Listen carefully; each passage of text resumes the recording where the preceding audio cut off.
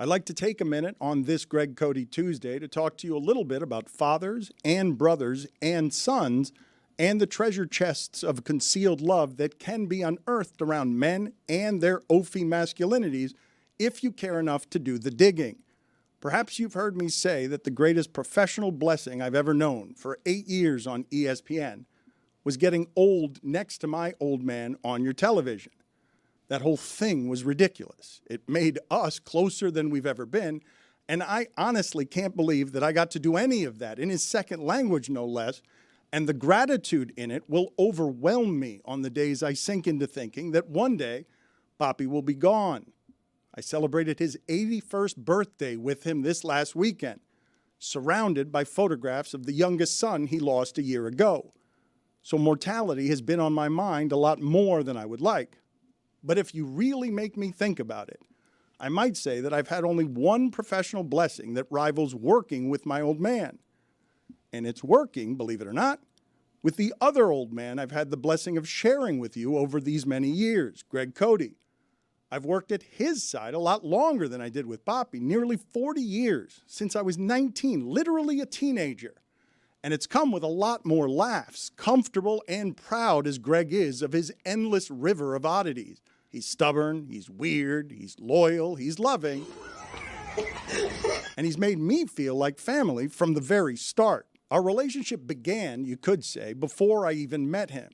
I still remember that story that Cody wrote about former University of Miami wide receiver Michael Irvin and his late father and his late father's hat. It didn't merely make me want to be a better writer, that story. It made me know for sure that I wanted to be a writer at all. To me, Greg was an idea and an inspiration before he was a person. He had touch, and he made me feel before he was someone I could either touch or feel. I don't know that I had ever envied another writer before reading that story about Irvin's love and loss. Cody's grace with words, a little poetry, a little song, a lot of feeling. We tease him too much on Tuesdays, but it's not an overstatement to say that this man genuinely taught me, guided me, inspired me, and helped me better understand what I wanted from writing, work, and life.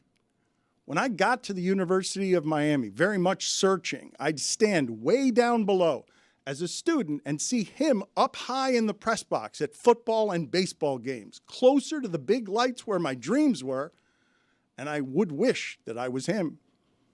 Quite literally, I looked up to him from the start. He was my very first friend at the Miami Herald, back when I was scared, super scared. I was an intern. He told a joke in my ear in the Herald cafeteria and then wrapped an arm around me and insisted I come sit with all my childhood idols. You do not forget the people who make you feel like you belong. You do not forget the people who make you feel like you've arrived. Belonging, arriving, these are things I associate with home. And my closest and most personal access to home professionally often has Greg Cody, if not holding the keys to the house, at least drinking a beer on the couch. Greg is, as they say of the deepest friendships, the family I chose.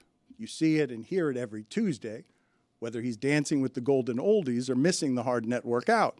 But you would have seen it and heard it any time we were together at any point over the last 35 years, since the first day we met.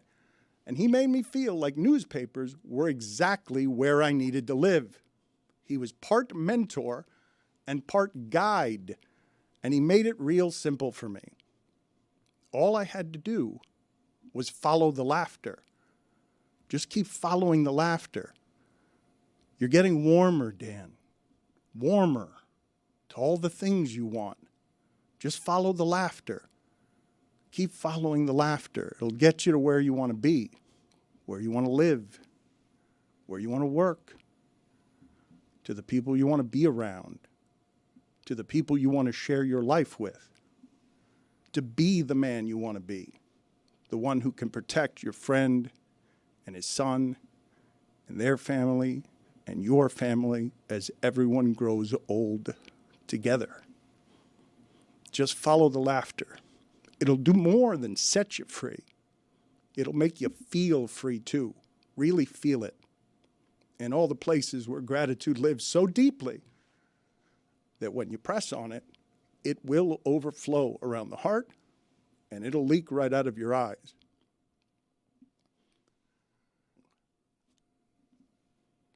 The very best things in life are pretty simple sometimes. I like being around him, always, especially when he's annoying me like a big brother might, because he makes me laugh, and that makes me feel better. It's medicine for me and you. You see it and know it and feel it in a way that doesn't even need to be said to our most loyal listeners, the one who feel like they actually know us and what we're actually about, because they actually do. You can't fake what Tuesdays are around here. Cody and I did a South Beach session about our relationship, and I would urge you to listen to it. What gets brought out when we're together will do more justice to our friendship than I'll be able to do here sitting alone. But Cody is, as you know, past the syrup of all this, a wonderful flaw disguised as a human being. Self-involved beyond all reason, belly full of beer cans, washes his hair with shampoo in the pool, doesn't just throw out the stinky deck shoes he has worn without socks for 30 years, but buries them in the backyard in an ornate funeral. My wife will tell you, there might not be anyone else in the world who makes me instantly happier right upon sight. I wanted to share something else with you now, though, as we spend this entire year celebrating the 20th anniversary of this show, celebrating 20 years of friendship with each other and with you on the air. I've been scared a lot the last few years, a lot, more than I've ever been. It really is a terrible place to live, in that dark, inside of a certain terror. And I will tell you now exactly when that fear first started, long before my brother died, this creeping sense of mortality that haunts and was never around before I turned 50. I remember the distinct cold blowing through me right after we left ESPN, when I was still in the bowels of a Clevelander that was falling apart with busted pipes and faulty bathrooms and an assortment of rots brought by living for years near the sea. Cody, who had already had a tumor removed from his chest, would not stop coughing. Could not stop coughing. My good friend was having trouble breathing and sleeping and was having trouble hiding it as well, and too stubborn to go to the doctors about it to boot. He'd try to hide it so poorly during the pandemic that he would pass out coughing on the floor. So afraid was he of being seen in public as a viral strain. On the phone, in the studio, that cough felt like an alarm for me. I don't know how much more overt a sound would have to be to warn you that time is short. This was very much a siren, a warning, not to value each moment. I couldn't see that from there. Death hadn't visited yet. Grief hadn't yet left its mark. So the lesson then wasn't to value each moment. It was to fear that any might be the last. And fear and gratitude could have trouble living in the same place if you aren't conscious about it. You can choose to run away from that fear, as I did at the time, or you can choose to run into it with the knowledge that you don't have to choose dark when there's still light. I didn't quite know when I lost my brother that I'd look up and realize that there was another who was there all along. I don't need to tell you or Greg that I love him. You know this, he knows this, you feel it, he feels it, I feel it. But we've got enormous plans around his 70th birthday this month, as our show celebrates 20 years together, and Greg and I celebrate being together almost twice that long. So happy 70th birthday to Greg Cody, my beloved friend, your beloved friend, our beloved friend. We do not know how much time we have left with any of the people we love, but we're going to celebrate this one like we know in our hearts that filled too deeply with love and loss that we aren't promised anything beyond the joy of today. That's the gift we get to share together with this lovable old man every Tuesday and every day, but especially on his birthday. The joy with gratitude and love together of getting to open the present.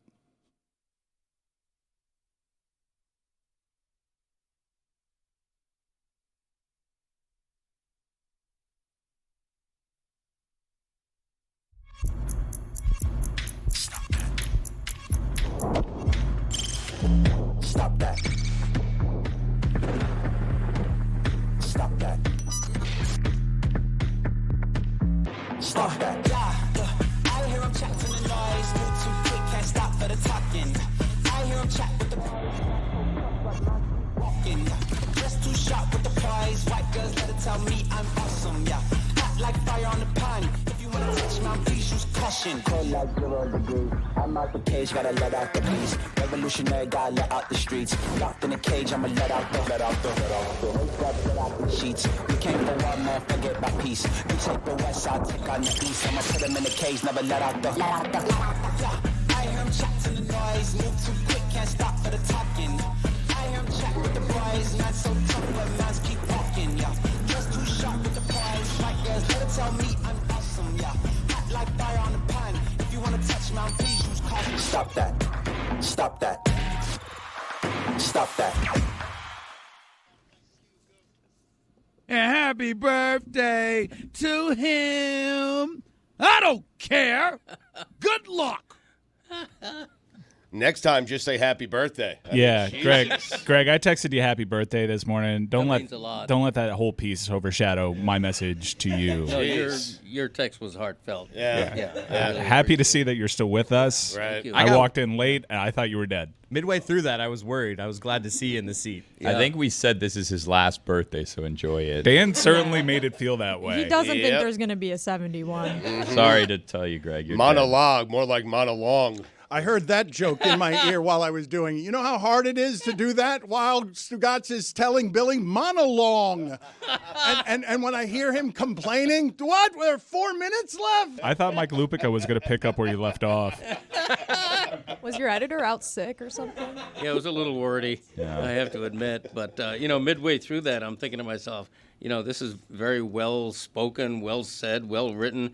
I want this guy to do my eulogy when that time He just comes. did. So- Yeah, it just happened. Yeah, but It's save, gonna save get the replayed. date, though. Save the date for my eulogy. Right. Well, it's this year, so.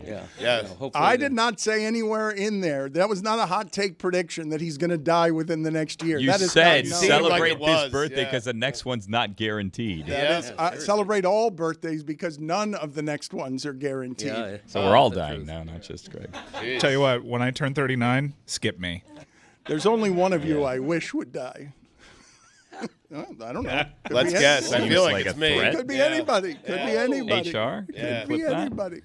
Wow. Could be directed at anybody. It was directed at me. No, You piece that together, I huh? did, yeah. not I mean, necessarily. listen, this is a hell of a 20th anniversary I'm having. I mean, Dan is having sex with everyone but me. It's unbelievable. Yeah. And talking about Boog, what a great show they could have had. Greg Cody was his first choice. Listen, you're stuck with me. I'm the best thing that ever happened to you. I don't care what you say. I mean, Studio's got a cuck chair, and you're in it, pal. For your 70th birthday, we give you the greatest gift possible, a starred dolphin arrested outside the stadium. Yeah, that's the gift that keeps on giving. I got to write more about that right after the show today. It'll be online late this afternoon. So your birthday gift to me could be clicking on that column. Doesn't cost you anything. all right.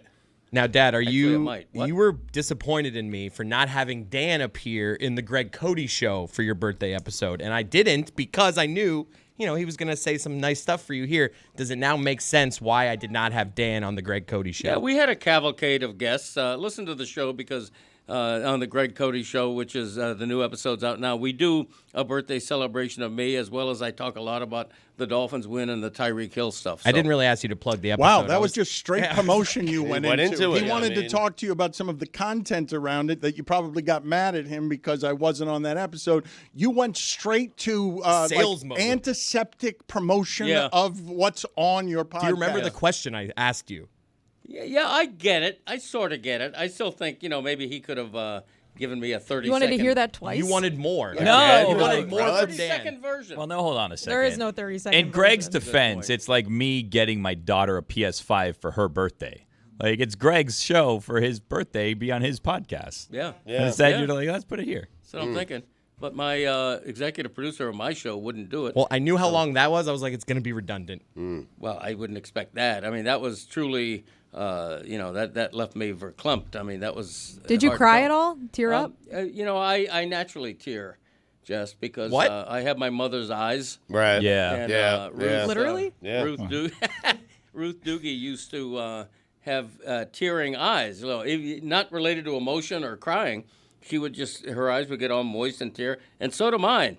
I'm on the road today, a hellish trip to the studio. Terrible. Terrible, just extra bad. I'm following Waze and it let me down. And my gas light comes on, so I'm sweating. I'm rolling down my windows. I'm all clammy. And I called him. I'm like, Dad, you don't need, you got 38 miles on your range. You're Right. good. You have And- 16 miles to go. And meanwhile, cars not passing me by because we're all going so slow. You're looking over, you're seeing another guy stop just like you are, and I'm practically tearing. They think I'm crying because I'm stuck in traffic. But we got here okay. Traffic made you cry more than the monologue? Well, I teared a little bit. Well, he has Ruth's eyes. I so. teared. Right, he has Ruth's eyes. I'm not even certain he was crying during the monologue. Greg, I mean, follow he the just- laughter. Yeah. Ruth's- Whatever you do, follow the laughter. Ruth's eyes, yeah. Avoid the light and follow the laughter. No, the monologue was emotional. The No, whole day Mike. is emotional. No, Mike. You follow the laughter and into the light. You don't avoid the Well, light. no, avoid the light. the already light. had him You in the light.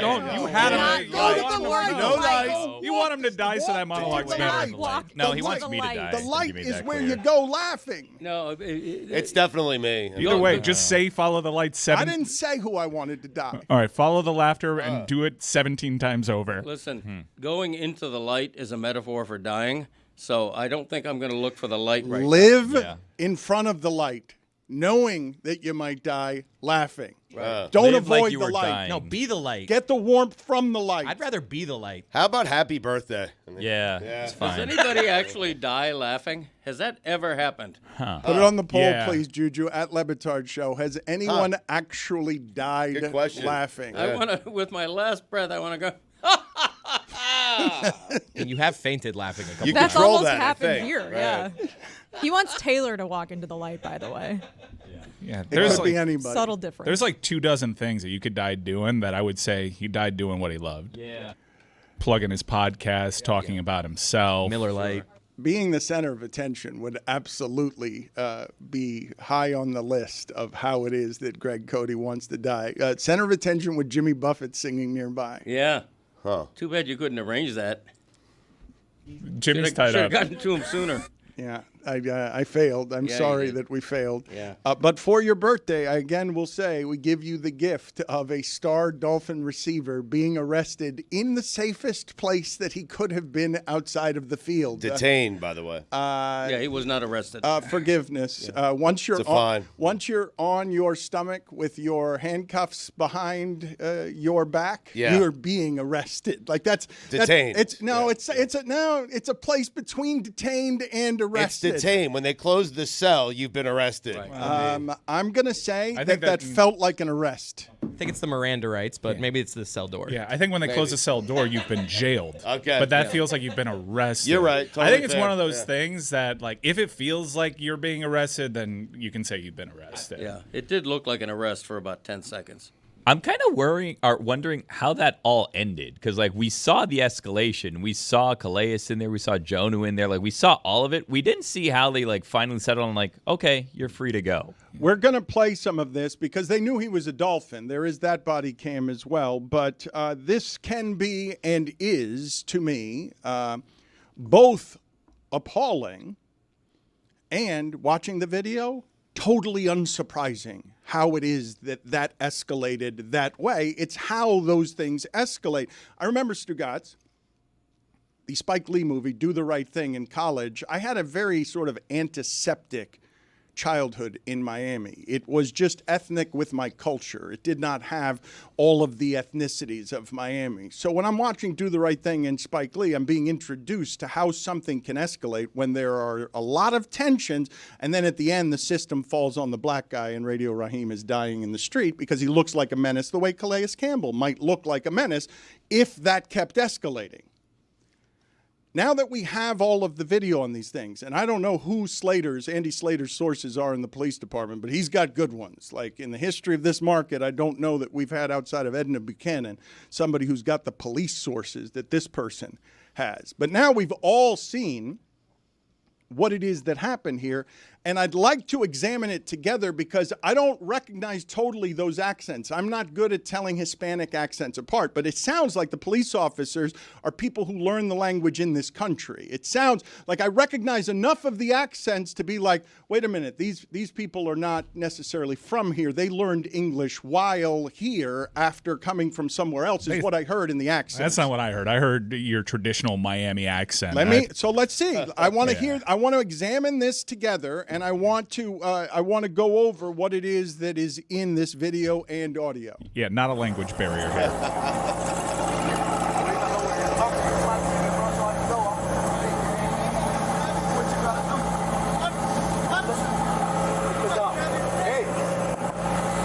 Keep your window down.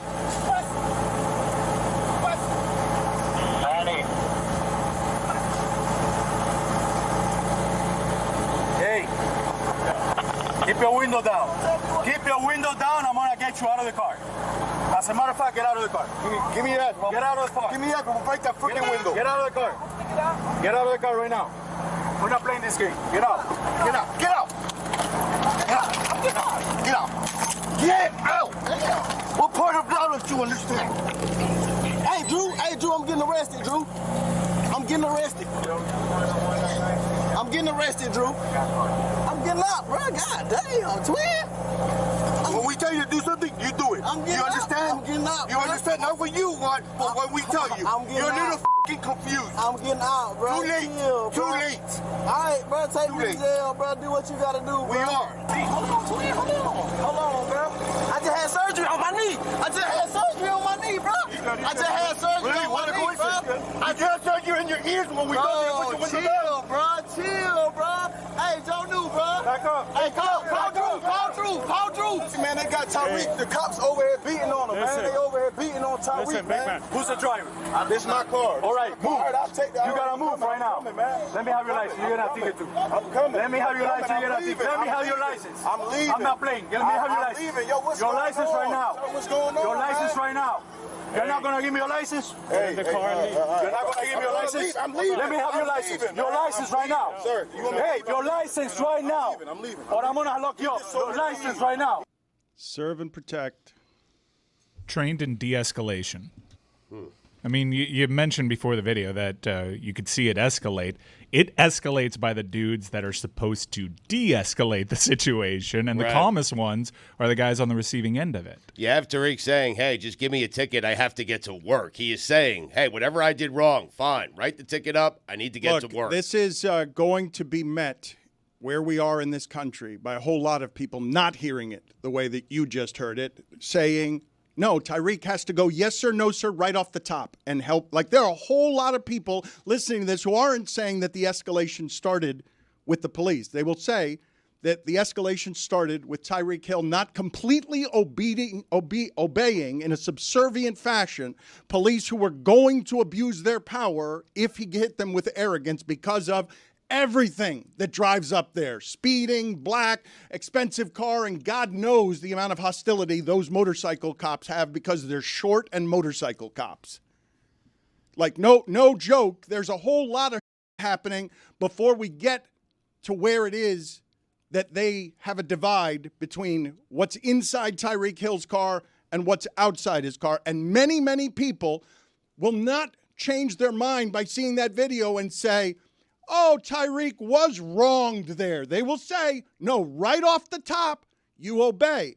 But policing began with slave chasing. That's how police began.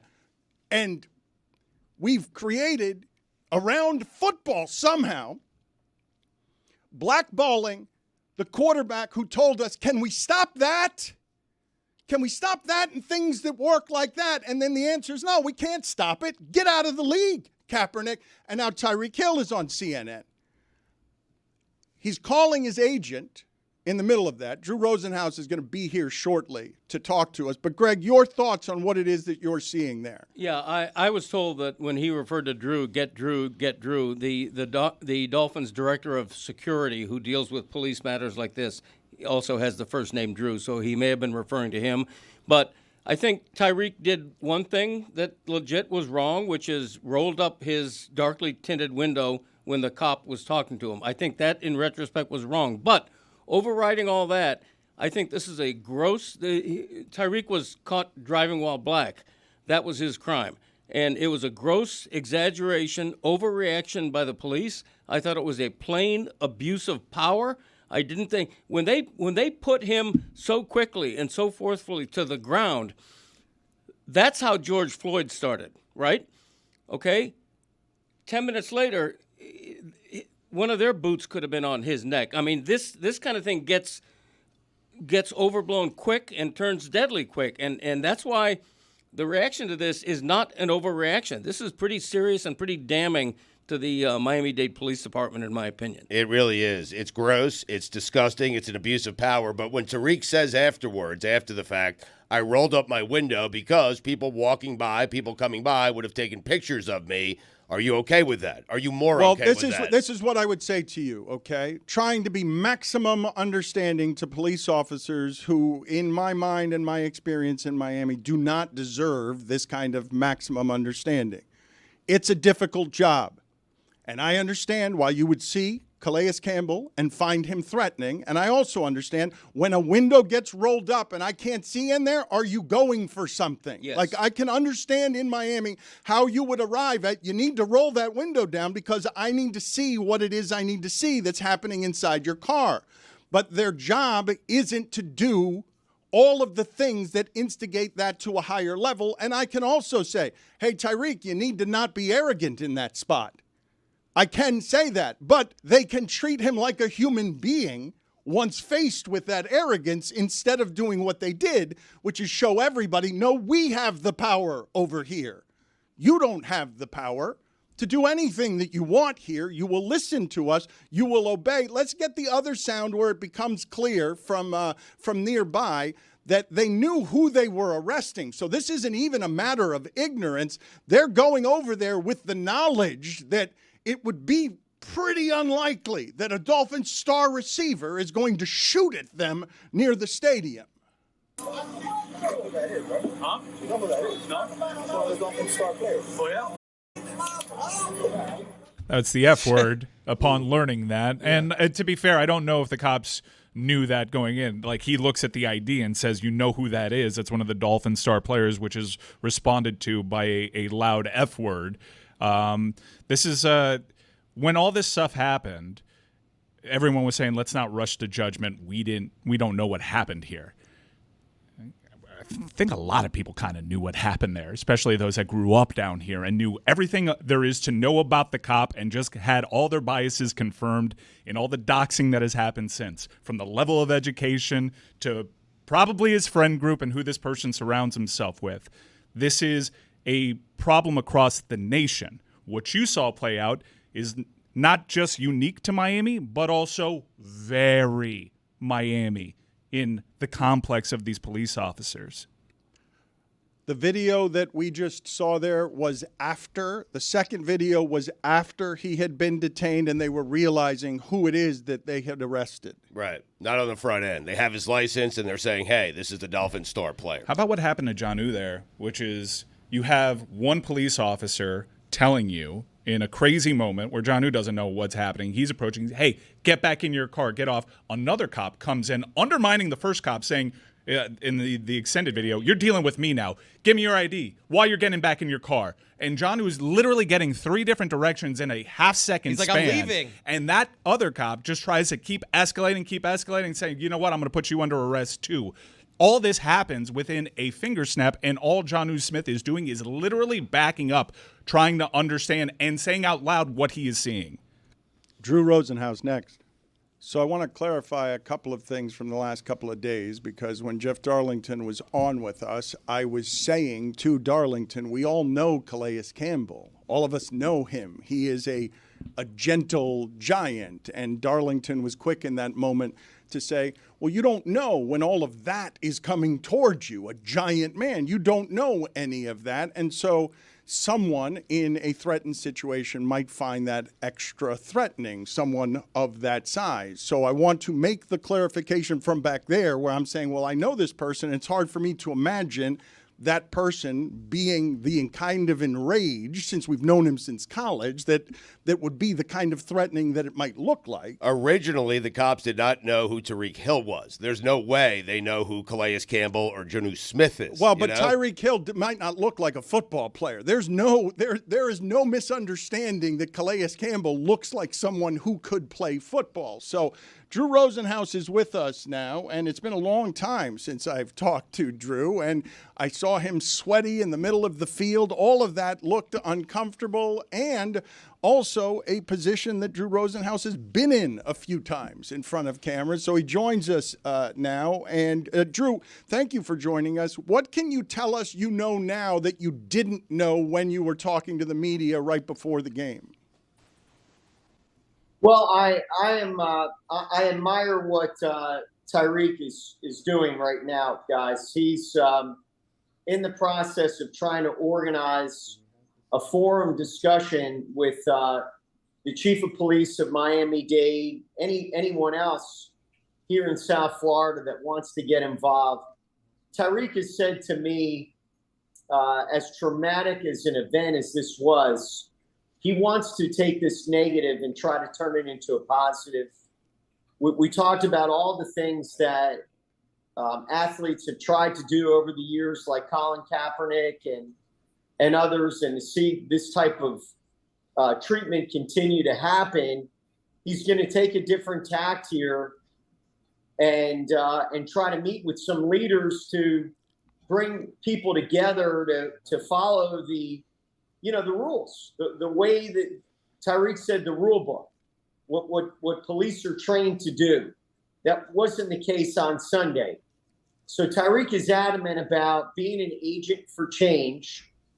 And in talking to the Dolphins, the NFL, Troy Vincent, the senior vice president of the NFL, the Players Coalition, the NFLPA, everyone is behind Tyreek. And there's just a lot of momentum right now to turn this into an example of how we can take a negative and turn it into a positive. You were careful in the moment not to make any allegations, and what you're saying is that going forward, none will be made because everyone here is trying to now de-escalate this and turn it into a teaching moment versus saying any one of the things that could be said here about a black man being handled poorly by police.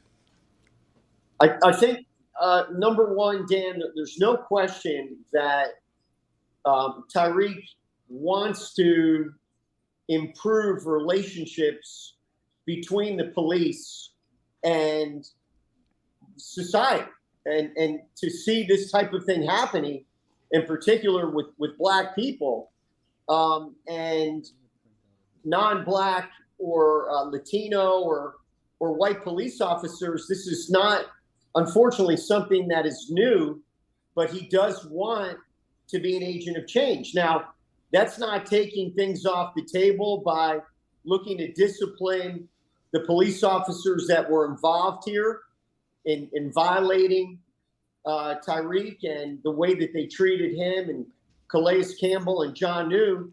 And there may be litigation and a whole other slew of things. But for now, Tyreek is focused on trying to, rather than necessarily protest as much as try to work together with the police to get this on the right track moving forward. I was amazed after everything that those officers did to Tyreek. He went out of his way to try and shake their hand before he left the scene to go into the stadium.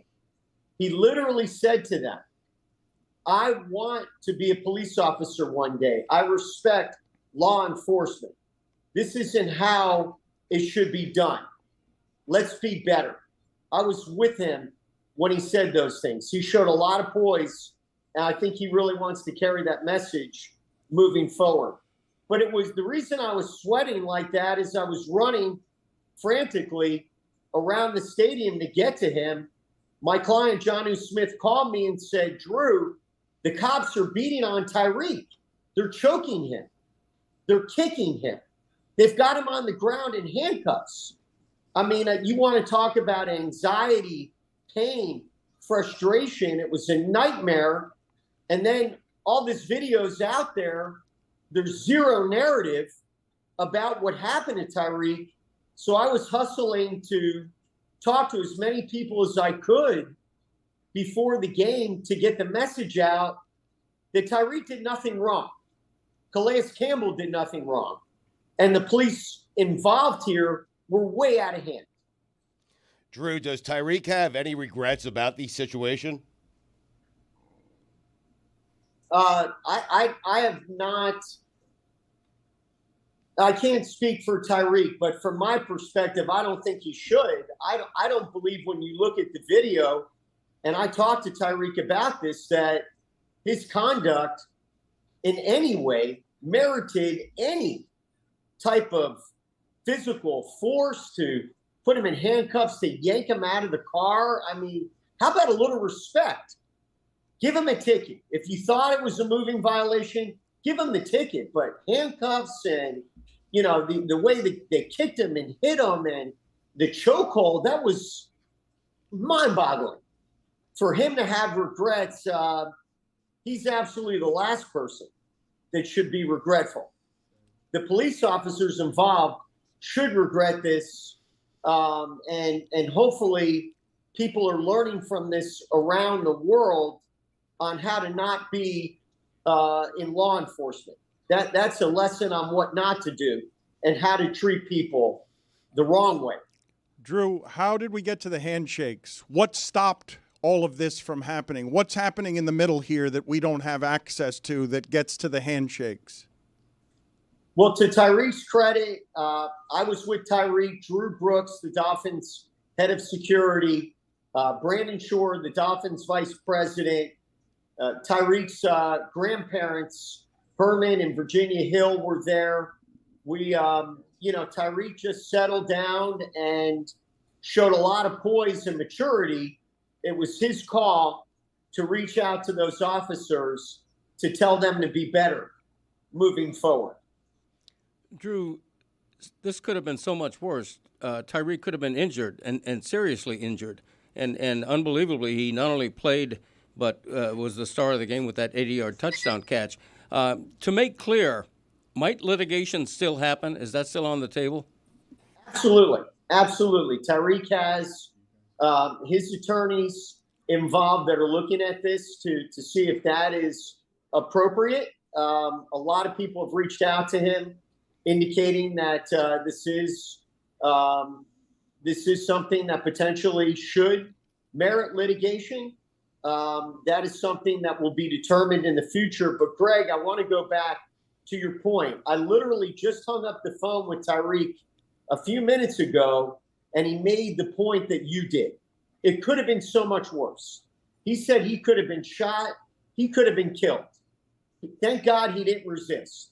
Thank God he didn't fight back. Thank God he handled it with the maturity, asking for professionals to help him, and he kept his poise. But what if he didn't?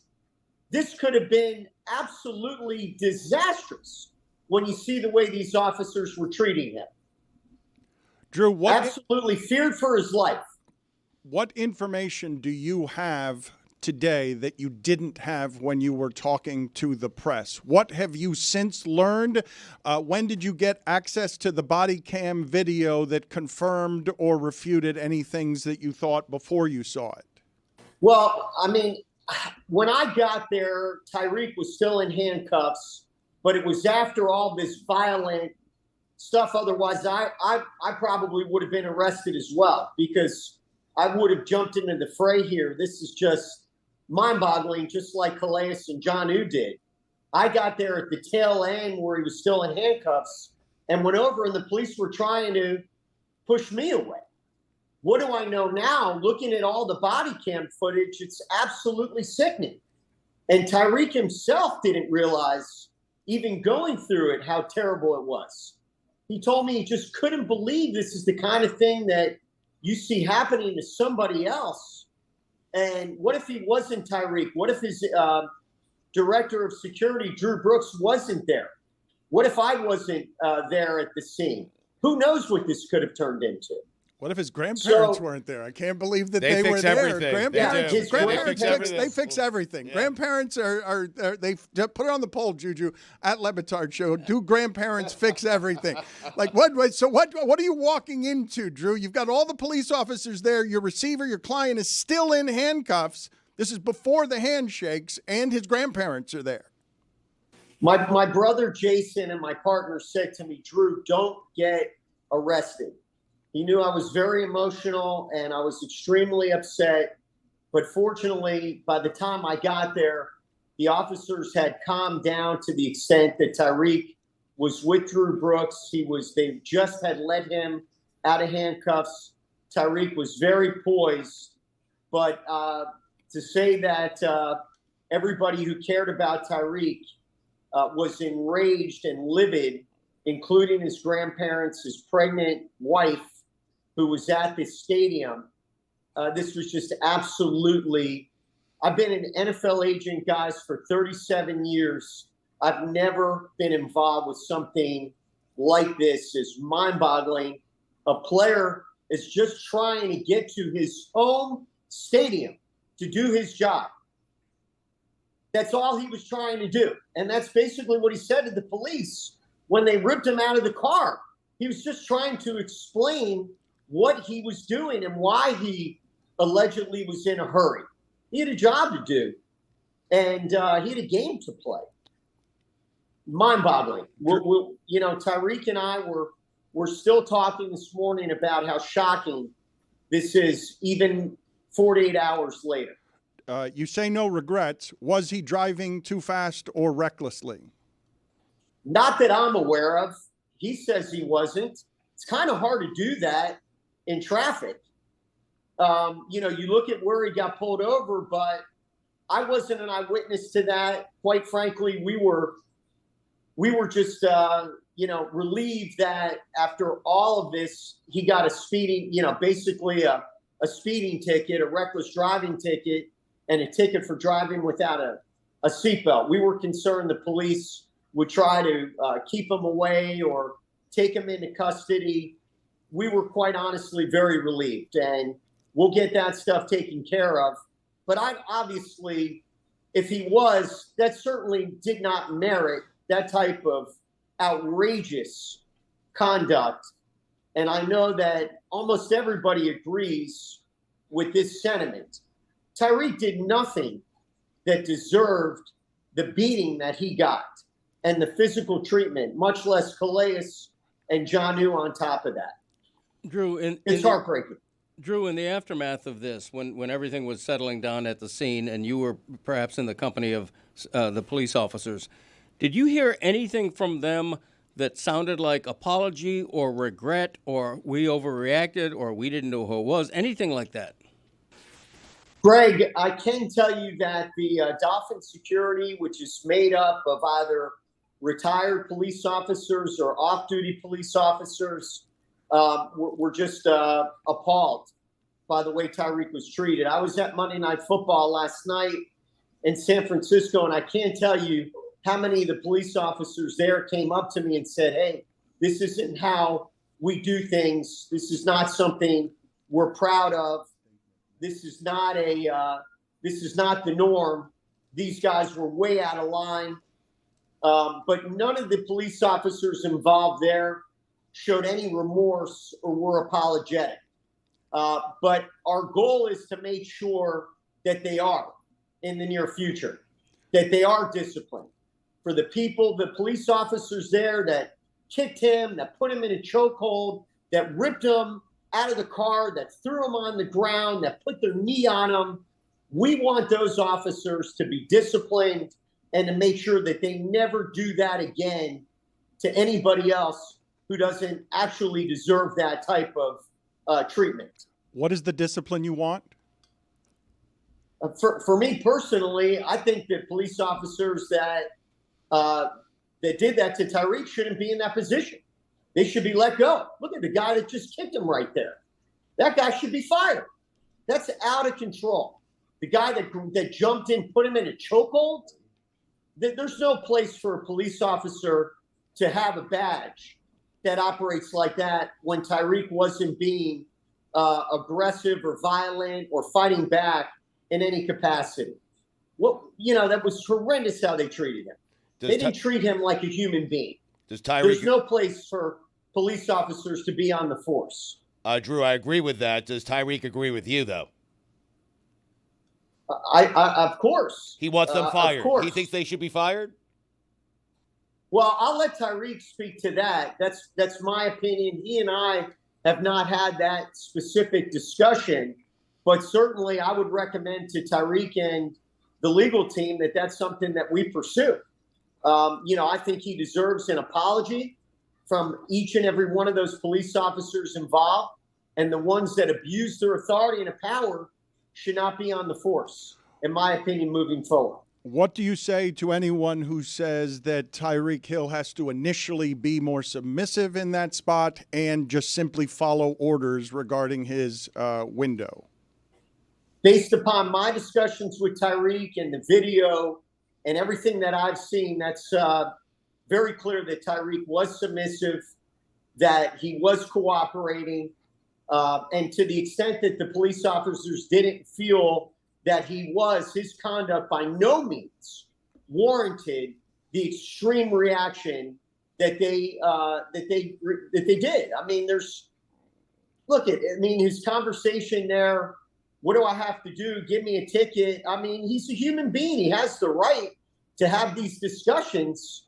And, to me, again, Tyreek is human. You don't have to be perfect when you're dealing with the police to not get arrested. I mean, at the end of the day, they yank him out of the car. It's absolutely, he's got rights. He's trying to get a hold of the team security director, myself, and look at this. They yank him out of the car, throw him down. I mean, for what? Have a little bit of patience. What does it take? A minute or two to communicate? He's obviously not a threat. There's no instance. You got to put your knee on his hand right there. Tyreek's been dealing with a wrist injury, a sore knee. This guy right there, that's just unnecessary. He's not fighting back. And then they harassed him. They called him a crybaby. Look at Tyreek. He just said, I had surgery on my knee. He had a procedure. He had some injections this offseason, PRP, and this is how they treat a guy? I mean, what if it wasn't a world-class athlete? And here's my client. He's on the phone with me. They're beating on Tyreek. I'm on the other line there, and they're about to arrest him. I mean, that's absolutely – have a little bit of awareness. These are Dolphin players that are trying to do their job. We're at the stadium. You're a police officer. John Who's trying to calm the situation down, and so is Calais. You don't have the poise as a police officer to recognize that it's Tyreek Hill and Calais Campbell. How about a little bit of communication? What happened? We can't just talk things out. You got to suddenly throw a black athlete or a black person in a nice car. You got to throw him to the ground and beat on him? That's absurd. Drew, you know South Florida, you know Miami. They want the answer to one question. Is the U back? The answer is yes. Yeah! Absolutely. They are loaded. This is a talented football team, and they're going to have a great season. All right. Drew, good seeing you under weird circumstances. Thank you, sir. Appreciate the time. I know you're very busy right now. Take care, guys. Thank you, Drew. What are we to do with the statement from the Miami Dolphins? Quote, we are saddened by the overly aggressive and violent conduct directed toward our players by police officers before yesterday's game. It is both maddening and heartbreaking to watch the very people we trust to protect our community use such unnecessary force and hostility toward these players. Yet it's also a reminder that not every situation like this ends in peace, as we are grateful this one did. What if I wasn't Tyreek Hill is a question that will carry with resounding impact. We are proud to have a strong and positive relationship with the Miami-Dade Police Department and other law enforcement agencies and recognize that the vast majority of officers do serve the community with the utmost character and desire to protect all citizens. However, as is on full display in the videos released tonight, there are some officers who mistake their responsibility and commitment to serve with misguided power. While we commend MDPD for taking the right and necessary action to quickly release this footage, we also urge them to take equally swift and strong action against the officers who engaged in such despicable behavior. This is going to now escalate when you get the team and the agent and litigation demanding discipline. It can be a more peaceful resolution, but the demand for discipline from these entities will force discipline. That's exceptionally strongly worded as an official statement from a club. To use words like despicable, That's about as strong as you can get from a team talking against something like this. Dan Le Batard. Is there back in my day? There is actually. What? Were you not going to tell anyone? What? Wait a minute. You guys, Tuesday. guys, How long have I been doing this it's a show? Tuesday. Stugotz. Here's your guy, Greg Cody, with Back in My Day.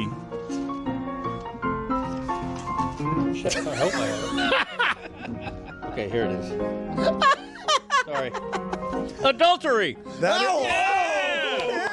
We are back again. That is Waiting for this one. This is the Dan Le Batard Show with the Stugotz.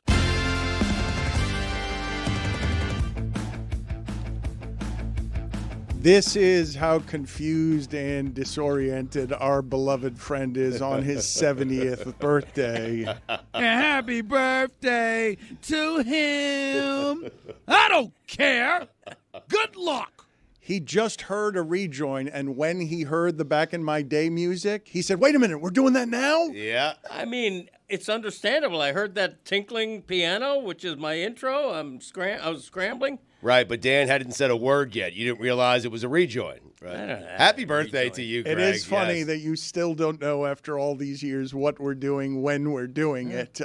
That last segment, Stugotz, it was finished. And Stugotz, who sees money, greed, opportunity in every crevice, went out and had to smoke a cigarette because he came back and said, man, that's good for Drew's business. All of it. Yeah. If he'd gotten in there and gotten arrested, the shouting, the security guy for the Dolphins also being named Drew so that everyone thinks that, so that every client in the NFL thinks that when Tyreek Hill is getting arrested and is in fear, the first person he has to call is his agent. Imagine having an agent that's willing to get arrested with you or for you. That is good for business. I mean, is it not? Am I wrong? You both think that Drew's enjoying all of this.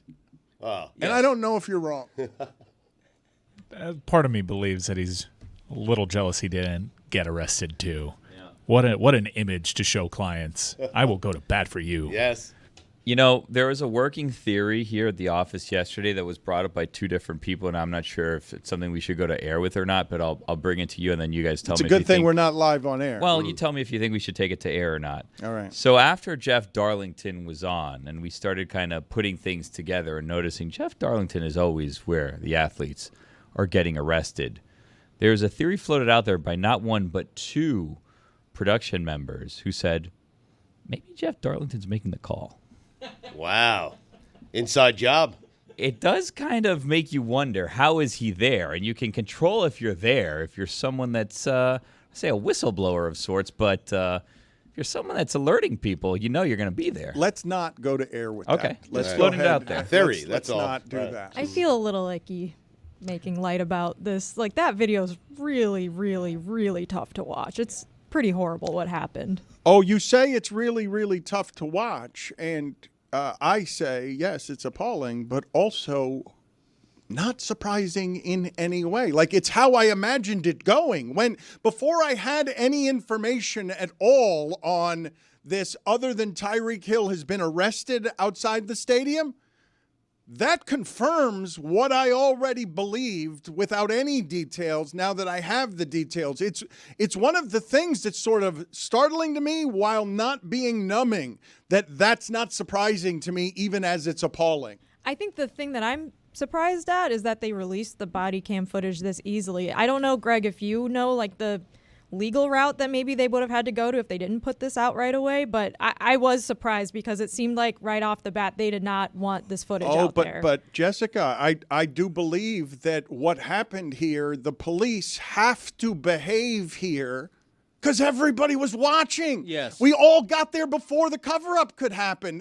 It's the worst place they could have done this. It's surrounded by Dolphin fans. Like, there is no move after this where you lock in and it's like code blue, we're not saying anything. You can't have, look, the police have plenty of power in this market, but so do the Dolphins. Like, this isn't them going up against an individual. This is a statement being released by the Dolphins that's as strong as any sports statement that's been made in this town since Pat Riley told Danny Ainge to shut the up. But true or false, this body cam footage is way, way, way worse than any of the snippets of videos that fans took before the game. 1,000%. People were saying we got to wait for more details, and then the details that we got in the body cam footage solidified a lot of people's fears. This is the thing, though. The Dolphin security staff is all ex-cops. Like the people, you have to understand what a powerful thing the police just went up against here. The Dolphins will sniff this out, and your body cam footage will be released whether you want it released or not. So transparency is the way you have to go. It's why the Dolphins are saying, what if it weren't Tyreek Hill? The truth gets out into the light because it's Tyreek Hill. Well, that's one of the interesting things surrounding all this. The Dolphins invoked something that's basically become a meme on the internet. What if his name wasn't Tyreek Hill? And that's coming from a lot of people surrounding the NFL and a lot of people who I remember their stances on Colin Kaepernick. Colin Kaepernick, his whole deal was telling you, what if it isn't Tyreek Hill? And look at how that was received. And look how this is received. It's quite differently. Tyreek Hill now finds himself with a ton of public allies where Colin Kaepernick did not. A scene like that has to come out every single time. It always has to be shown because it's instructive and it's educational, because there's millions of white people like me who've never suffered that kind of prejudice and that kind of treatment in a traffic stop. And to see a young black guy driving a $200,000 car be put through what he went through, even if he was speeding, is just it's instructive. White people everywhere have to realize that black people go through some of this prejudice and some of this treatment. But it's also a lot worse. It's also white Hispanics. Look, I've been pulled over a couple of times by police here. It's never been an enjoyable experience, despite hands on 10 and 2 being as respectful as possible. The treatment from my experience, speaking direct to my experience with law enforcement officials, they're never really super kind to me. Right. And I have to be ultra nice for things I'm the one in this situation that has to de-escalate when they're the ones apparently trained in this. Yeah. We can talk about personal experiences, although I really don't want to. I too was arrested for sarcasm. The thing that I would ask you guys, though, is legitimately, are you allowed to be surprised by this? Because it feels like if you're surprised by this video, you have not been paying attention at all to what's been happening in America as we head to another voting cycle. Like, I really asked the question sincerely. Are you allowed? Like, hey, white people, like they ran Kaepernick, they ran him out of the league, like for saying, hey, white people, like,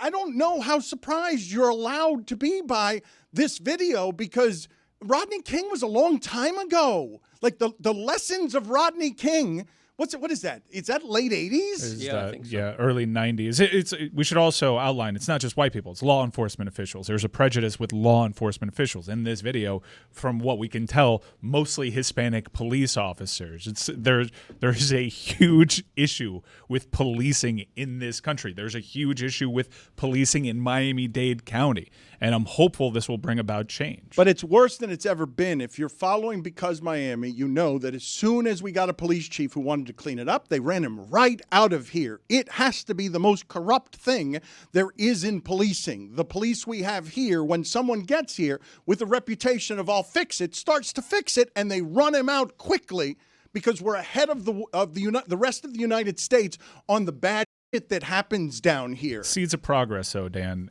This goes totally different 5 years ago. We don't have body cams 5 years ago. Or I was happy to learn that the body cams were on, because that's also something in many high-profile instances of police alleged police abuse. But they had no idea. One of the defaults on, is right. we don't have our body cams on. So there have been growing pains along the way, and as sad as this video is, it does mark some progress. Man, that's some minimal progress. Yeah. Yeah, but you're asking to change a lot. Okay, but I'm tired of baby steps here. Come on, like to salute what I just saw as some sort of progress. No one's saluting not saluting it, but it baby step or not, there is progress over the last 5 years in that we have now a video, and the system isn't going to protect itself and just line up in behind this that one thin blue instance, line. if it happens Well, to hold happen on. in an unprecedented fashion to a Dolphin outside a stadium. Mike, if they knew it was Tyreek Hill when they approached the car, do you think the body cams are on? Do you still think they're on? I don't know. It's a fair question, right? I don't know. I don't know enough about it. I just know other instances in which cops did have body cams, and the body cams weren't on conveniently enough. We still don't even know if these people are going to get punished or not, though, right? Like, I think one of them is on administrative leave, but that we don't know what the repercussions will be, and generally there aren't very many. Well, I think though, let's think about this for a second, because I think this set of ingredients guarantees it. Because what I'm telling you about the Dolphins and who they have in security make it so if Tyreek Hill wishes to actually de-escalate it from here, he can by saying it's not what he wants. But once we get into Tyreek Hill, the Dolphins, and Drew Rosenhaus pushing the full force of momentum of this is what I want, it becomes something, I guess I would hesitate to guarantee it only because of how much malfeasance I have seen police officers get away with over time, where I think punishment would be obvious. But rarely are they going up against something that is just as powerful as they are, the way that they're going up against it in this one instance. I thought you three did an exceptional job interviewing Drew, who certainly came to this interview with an agenda, had his scripted plays at the top, and then by the end of it, he was addressing the possibility of suing these officers and already kind of speaking out some of the damages that had already happened. So that was a really good job. I didn't arrive at they're going to suffer penalty until the later part of that interview, where I'm like, oh, they're seeking like legitimate discipline here. Potentially, professionally though, the system generally protects these guys, and it doesn't make headlines. But a lot of these people become contractors or find themselves in a related security field, often hired by the police forces that they're suspended from. Yeah, they may end up with the Dolphins. I doubt. I think this one would rule these officers out with the Dolphins, but the system generally protects these individuals that, from all appearances, abuse their power. The only thing about this whole thing that truly surprises me is that Tyreek Hill was not recognized right away and didn't have a police officer pat him on the back, say, have a good game, and maybe ask for a selfie with him. It's outrageous that they knew who this guy was. Don't get me wrong. They didn't know originally. No, it was okay, Greg. But eventually they did. And preferential treatment is not beyond the police, just like abuse of power isn't. Oh, Tyreek has seen the value in being Tyreek Hill in plenty of brushes with law enforcement and allegations.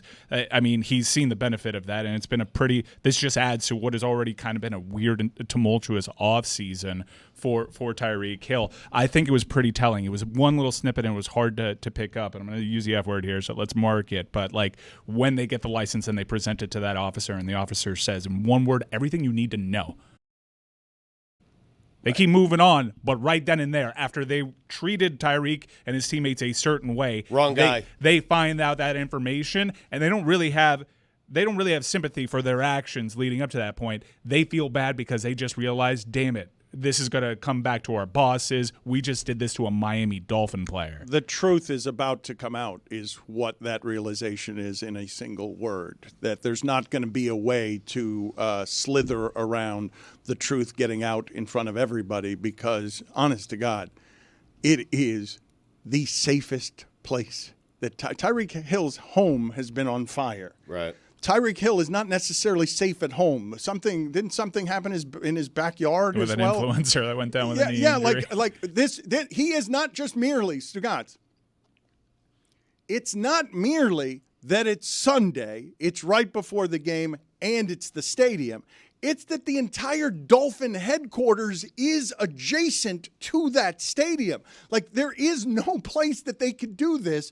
The idea that this has arrived in Miami as the Kaepernick extending, echoing story, that it would land literally and physically at their doorstep, and now the Dolphins have to fight for their own. Right. against a police force that is going to get pushed around on where the truth resides, because it's going to be so impossible to cover this up when everyone's seen it. When you ask, are we allowed to be surprised? I think people would say the only thing they're surprised about is those cops who they're there to protect people who are going to the Dolphins game. That those cops did not know that was Tyreek Hill. That is shocking. I'm with Greg. That is shocking to me. They didn't know, and it's why I said yesterday, if you're Tyreek, if they don't know that you're Tyreek Hill right next to the stadium, you have to drive around with your jersey on and a helmet. I mean, you do. I also think it should be emphasized, this isn't just the Dolphins' best player. This is the guy very recently voted the number 1 player in the entire NFL. That footage we watched is equivalent. Can you imagine if LeBron James is the one down on the pavement being cuffed, or Patrick Mahomes?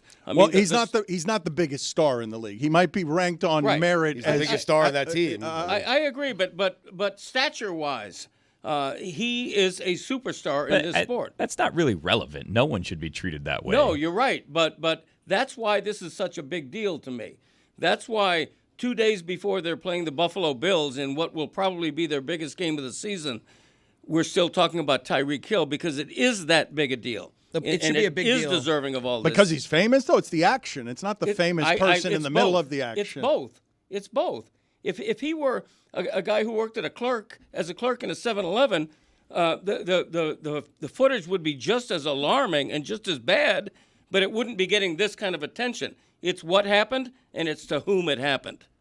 So you're saying if it had happened with Billy's personal nemesis on the Dolphins, you're saying Jason Sanders? If it had been Sanders, Braxton Berrios? No, Sanders. If it had been the Braxton Berrios, kicker of the, why is that the nemesis of? I'm just saying, I imagine Braxton Berrios getting pulled over and he's signing autographs and giving out jerseys. The nemesis of Billy is Jason Sanders. He's still going after him on God Bless Football. Let's get the video and audio of Billy still has his eye, even after a 1-0 start, still has his eye on Jason Sanders.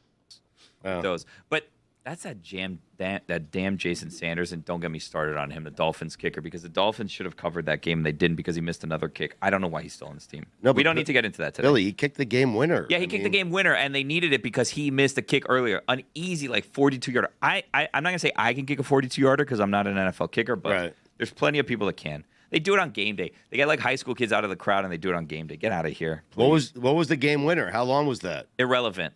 No, it's not. I think it was shorter. That was long. It was long. It was a 50+ yarder. Yeah. Irrelevant though. Yeah, but he's only hit him during the game. Yeah, we can't continue with this guy. We cannot continue with this guy missing kicks. Game that he almost lost. Right. You don't get credit. Billy's been holding on to this for a full season. No, I know he's last year he had the same beat. Feels pent up. Listen, it's an odd guy to keep his eye on. Jason Sanders. It was happening too. Someone needs to. I don't know what McDaniel's up to that he's not paying attention, but if I have to be the guy paying attention to him, I will be. We're not getting into this today. We will waste the entire segment talking about this. Let's not do this. Cowboys got a kicker off the street last year. A soccer guy. Who has been incredible. Yes. Who, by the way, hit a 66-yarder yesterday that was negated by an offensive penalty headed into the half. Rare is the day we criticize the field goal kicker after he hits a game-winning 52-yard field goal. I mean, you need to. Crazy. You need to. No. That guy gets 10 years usually. No. Juju, put it on the poll, please, at Le Batard Show. Is it the same controversy if Jason Sanders had been the one arrested? They shouldn't have treated Jason Sanders that way either. But if he missed the game, they shouldn't treat. You're more okay with him getting arrested? No one should be treated that way. But the answer to your question is no, right? I mean, you. No, I will acknowledge. Of course, I will acknowledge that the fame of the person involved has something to do with it. But the action to me is larger than whatever the reaction. How's Sanders still on this team? Not to do this now and try to derail this. Yeah, let's not. Why is he still on this team? He won them the game. He almost lost them the game. Enough that he won them the game. He missed the chippy. Thank you, Dan. Thank you. But Dan, he hit the one that mattered. Call for his firing. No, it only mattered because he missed the other one. Right. He set himself up. He blew a save to get himself a win. That's not how this works. He set the house on fire in order to put out the fire himself. He did in the preseason also. This guy's going to cost them when it matters. You guys keep forgetting that. Guys, eyes on the prize. You need to do it all the time. Just saying, oh, it's week 1. Oh, then he hit a 50 to win it. Doesn't matter. We Then he hit a need 50 to win it. consistency. Yeah, we need That's a consistency. something. No. Jessica, why do you look so sad? I mean, I She wonder heard Jason why. Sanders' name. That's what it was. You know what it is right now, though, Billy? I was watching the end of the Dolphins-Jaguars game with my sister and my brother-in-law, who are basically like the equivalent to aliens from outer space when it comes to knowing anything about sports. And I was trying to act like I knew, like I had some insight, and I was like, he's not going to make this. Because I've heard you guys this guy all the time. It's not you guys. It's everybody. It's Billy. Everybody's Billy. saying it. You It's walk just around the Billy. streets, Chris people pull me aside. also? They say Jason Sanders. Chris? I'm pro Jason Sanders. No. It's just Billy. No. But Dolphin fans don't trust him. They shouldn't. Well, I think I could say that. Sometimes I walk down the street and people say, "Are you wearing a Marlins hat?" And I said, "Yeah." And they go, "Oh, don't the Dolphins play in that same Lewis- city?" I'm like, "Yeah." And they're like, "That Jason Sanders, isn't he really bad at kicking?" I'm like, "Yeah." How'd you know? Lewis one just has told ever me that said the whole that. control room hates him, and they're all Dolphins I'll fans. admit that he has bad misses on his resume, but he's one of these kickers that you can't fully trust him, but he's a good kicker. Whoa. I mean, Okay. What happened there? What is that? He is. Anyways, I go, he's going to miss this, and then he drills it, and the whole bar is cheering, and I'm like, He missed it earlier. That was a long one for him.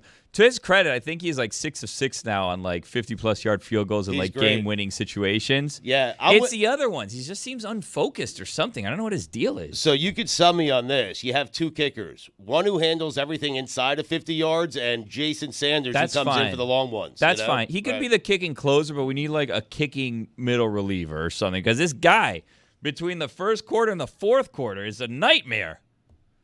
I give Billy credit for zigging when others zag. Who? For timing his criticism of the place kicker right after he has kicked a game-winning field goal. Anybody can criticize him after he's the GOAT of a game. Thank you, Greg. But it takes a man's man to criticize after a game-winning field goal. Or a woman's woman. Exactly. As the case may be. No discrimination. thank you for the clarification. Kick, save, and abuse. Well, which would it be? Like, why is it a man's man or a woman's woman? It or can it's be a- either. Either or. Okay. Why does it have to be one or the other, Dan? Well, Jeez. well, he made it man's man, and then it seems like he just corrected it to woman's woman, and I don't feel like I've ever heard that phrase before. No, I just made it up. Greg, how's your birthday going so I far? invented it. It's going fantastic. My wife and I are staying home tonight. We're watching the debate on TV. We're going to do something special for dinner. It's a nice day for me so far. You're despite watching the my debate? hellish ride here. That What? sounds like not a super nice night. The debate. Old people love that shit. Yeah. That's exactly right. Yeah. That's exactly right. Old people do love that. So And I'm you- old now. so I wait, can't so deny it you're- anymore. Now? So you think a wonderful way to celebrate your 70th birthday Happy birthday to him. I don't care. Good luck. is to romantically get together with your wife, settle in around a presidential debate that promises to be horrifying because at least one of the participants has settled deep into dementia. Yes. Yeah. But only one. At least Hell one. yeah. Yeah. At least one. Improvement. No, she and I had the romantic nice dinner a few nights ago, and now last night we go out. I can't watch the Monday Night Football game on my own TV because of this Netflix thing. So we went out and watched Direct it. TV? What do you mean? What do you mean? You can't Netflix. watch. What's happening? He has DirecTV, obviously. Yeah. Right. Yeah, and we found out. Why'd you mention Netflix? I don't know. Potato, whatever. potato. You don't know Move how to along. find the football game, or you do not have a television that can bring you ESPN tonight. Well, what happened was, this is embarrassing to admit. My wife and I are watching the first half in a local unnamed restaurant, and the game is on, and we figure out, actually she figured it out, I didn't, that the whole time the game was on ABC. Correct. And she's thinking it wasn't. She's thinking that because of this strike or whatever the conflict is, that we couldn't watch the game at home. But you're looking for it on Netflix? Wherever she finds it. Right. You know, she does all the channels and everything. To him, all streaming is Netflix. Yes. No, I mean, I just, 4, 7, and 10. Let's get back to simple channels. That So makes did- sense. Did you go out for dinner so you could see the game because you couldn't get it at home? Because I had to tell my wife the same thing. Hey, it's on ABC. Oh, dear God. I know, but we didn't figure it out in time. So you couldn't. Wait a minute. Monday Night Football Right. tonight. You're going to go looking for it on Netflix? No, I misspoke when I said Netflix. I was going to go looking for it on wherever it is that's feuding in this, back and forth between the two entities. I don't keep track of all that stuff. Okay, I'm sorry. So Monday Night Football last night is what I meant. Last night, yeah. You just could not find it. We found it in a local bar. All right. You later often find happiness in a local bar, yeah, don't you? Right. And later, we found out that we could have been home all the time. Put it on the poll, please, Juju. Do you often find happiness in a local bar at Le Batard Did you Show? stay till like 11:45 when it ended? No, we just stayed to watch the first half, and then we came home, and she went to bed, and I stayed up for the whole game because I don't want to complain, and I don't want to bitch about fantasy. If you're not into fantasy football, you don't want to hear this. But I needed 10 points from the 49ers defense to win that game. You got it? And no, I had it, and then in the last minute, Tyrod Taylor, he'll do that to you. in garbage time, is throwing a touchdown pass and costing me the victory. It's an outrage. Garbage time. They shouldn't even allow those useless points in fantasy. I should have won that game. I may protest it to my league. Miami PD just sent out a tweet at 10 a.m., which suggests this was a scheduled tweet with an image there, Billy, that plays on Fast and the Furious. It says, going fast puts lives on the line. Speeding is much more than breaking the law. The consequences, greater potential for loss of vehicle control, increased stopping distance, increased degree of crash severity. Well, help me with what is going to happen next here. Are there indeed, because I've seen this, but I don't know how valid the reports are, in watching how people are reacting to getting behind the police here on that video, I remind you again, the divisions in America run deep here. I have seen people who will politicize anything already say he was driving 100 miles an hour. And so I don't know what's true. Jonathan Isaac of the Orlando Magic, always a good faith commenter, has come out in support of the police officers, saying this video should be shown how black men should not be treating the police. I don't know what is true and what's not true on this side of things, but the police, if they're going to defend themselves against Drew, Rosenhaus, Tyreek Hill, and that Miami Dolphins statement, and they're going to choose division, because Drew came on here, Rosenhaus came on here talking about not escalating it, but it gets escalated when you're talking about we want those officers disciplined, and if the police get their back up and decide we're going to start our part of the campaign now, and it's true that he was driving 100 miles an hour, which I've not seen verified anywhere. But Drew and Tyreek Hill are saying, I did nothing wrong. I regret nothing.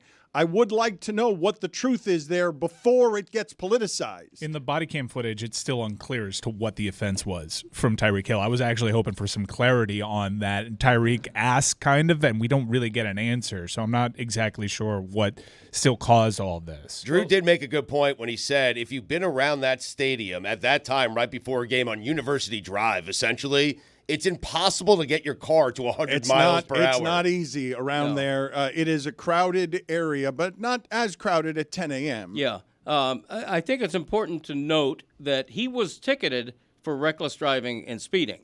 And I have heard no one, including Drew Rosenhaus, dispute that and say, we're not going to pay those fines. We're not going to pay a ticket. He shouldn't have gotten that speeding ticket. The whole issue is what happened afterward. Okay, not that he was speeding and was ticketed for it, but what happened afterward, where all of a sudden he's face first on the asphalt being cuffed behind his back.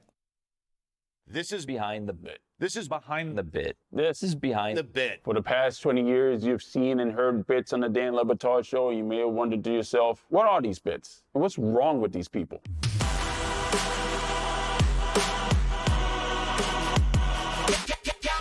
And what comes over me when my head falls to the table was Mike Ryan saying, I'm sure this is exactly how Valerie would have wanted everyone to get the news, that you are marrying her.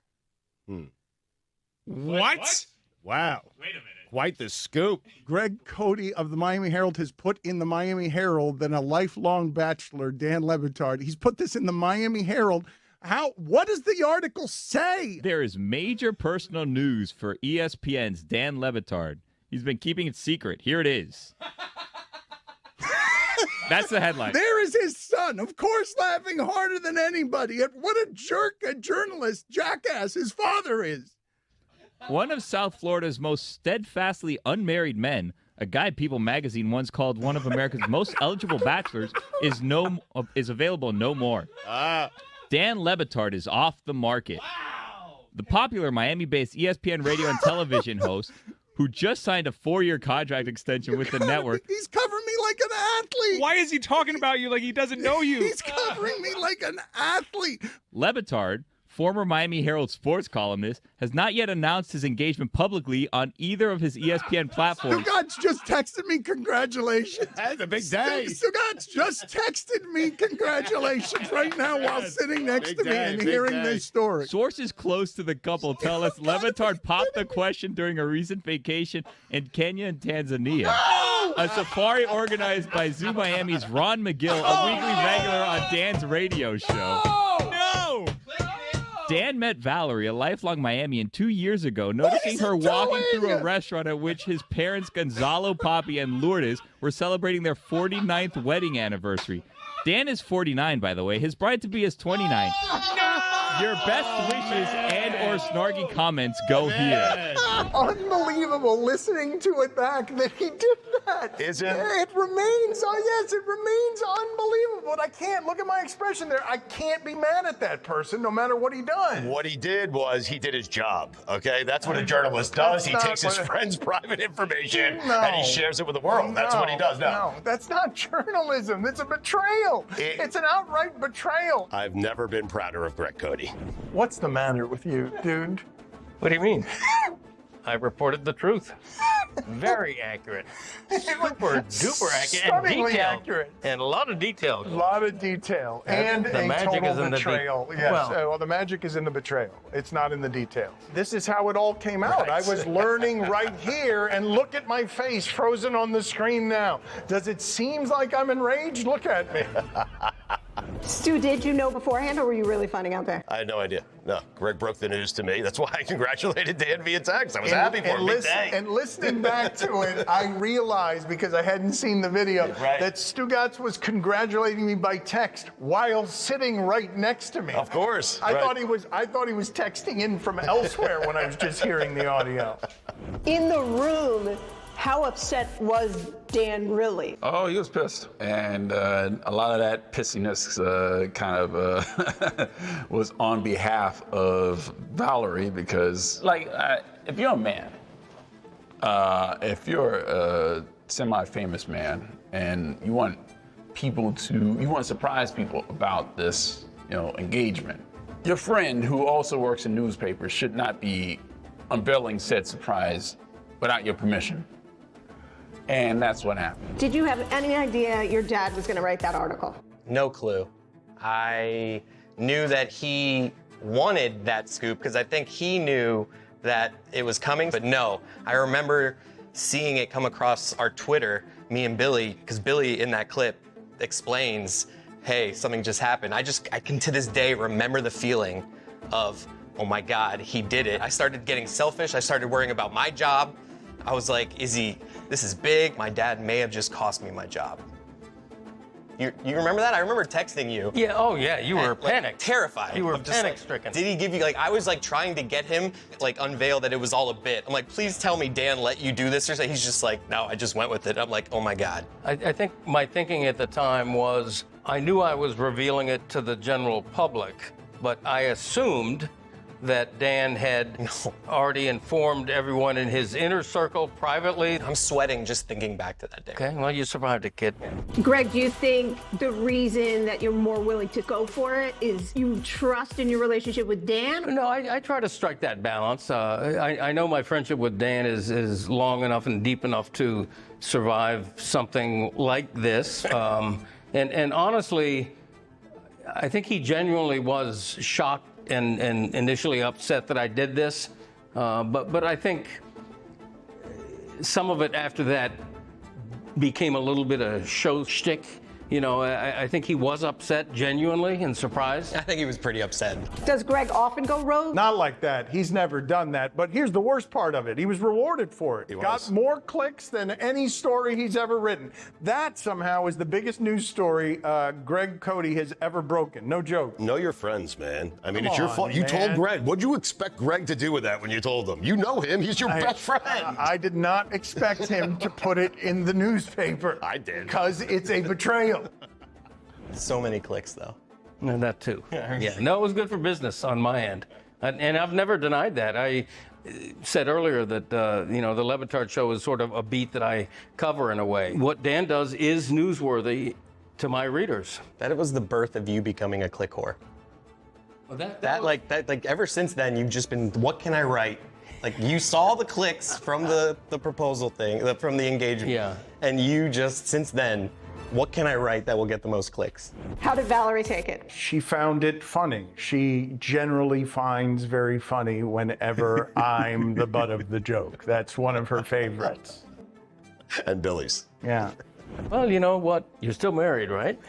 What is that for? Well, it proves that I didn't throw a wrench into the whole thing. I mean, everything worked out great. You're welcome, I could say. I mean, Thank you. So I should be thanking you for betraying me. I saved you the stamps on sending out the message to everyone that you probably would have emailed. I don't know how you would have broken the news if it weren't for me. You probably would have said it on the air. What's the difference between me reporting it in the Miami Herald and you mentioning it on the show? I scooped you. That's why you're sore. I scooped you. No, it would have been nice for my wife to be able to tell people the way that she wanted to tell people. Oh. But she knew. It's not like I surprised her with the news. Yes, she did know. Okay. Yes. Yeah, okay. You didn't surprise her. Yeah, so? You simply betrayed her as well. Yeah, but you didn't surprise her. You also surprised her in betraying her, but you didn't surprise her that we were engaged. True. Yeah, I wouldn't call it a betrayal. I think that's a little strong. What's the word you would use? Just reporting the news. In this case, I was happy to break the good news.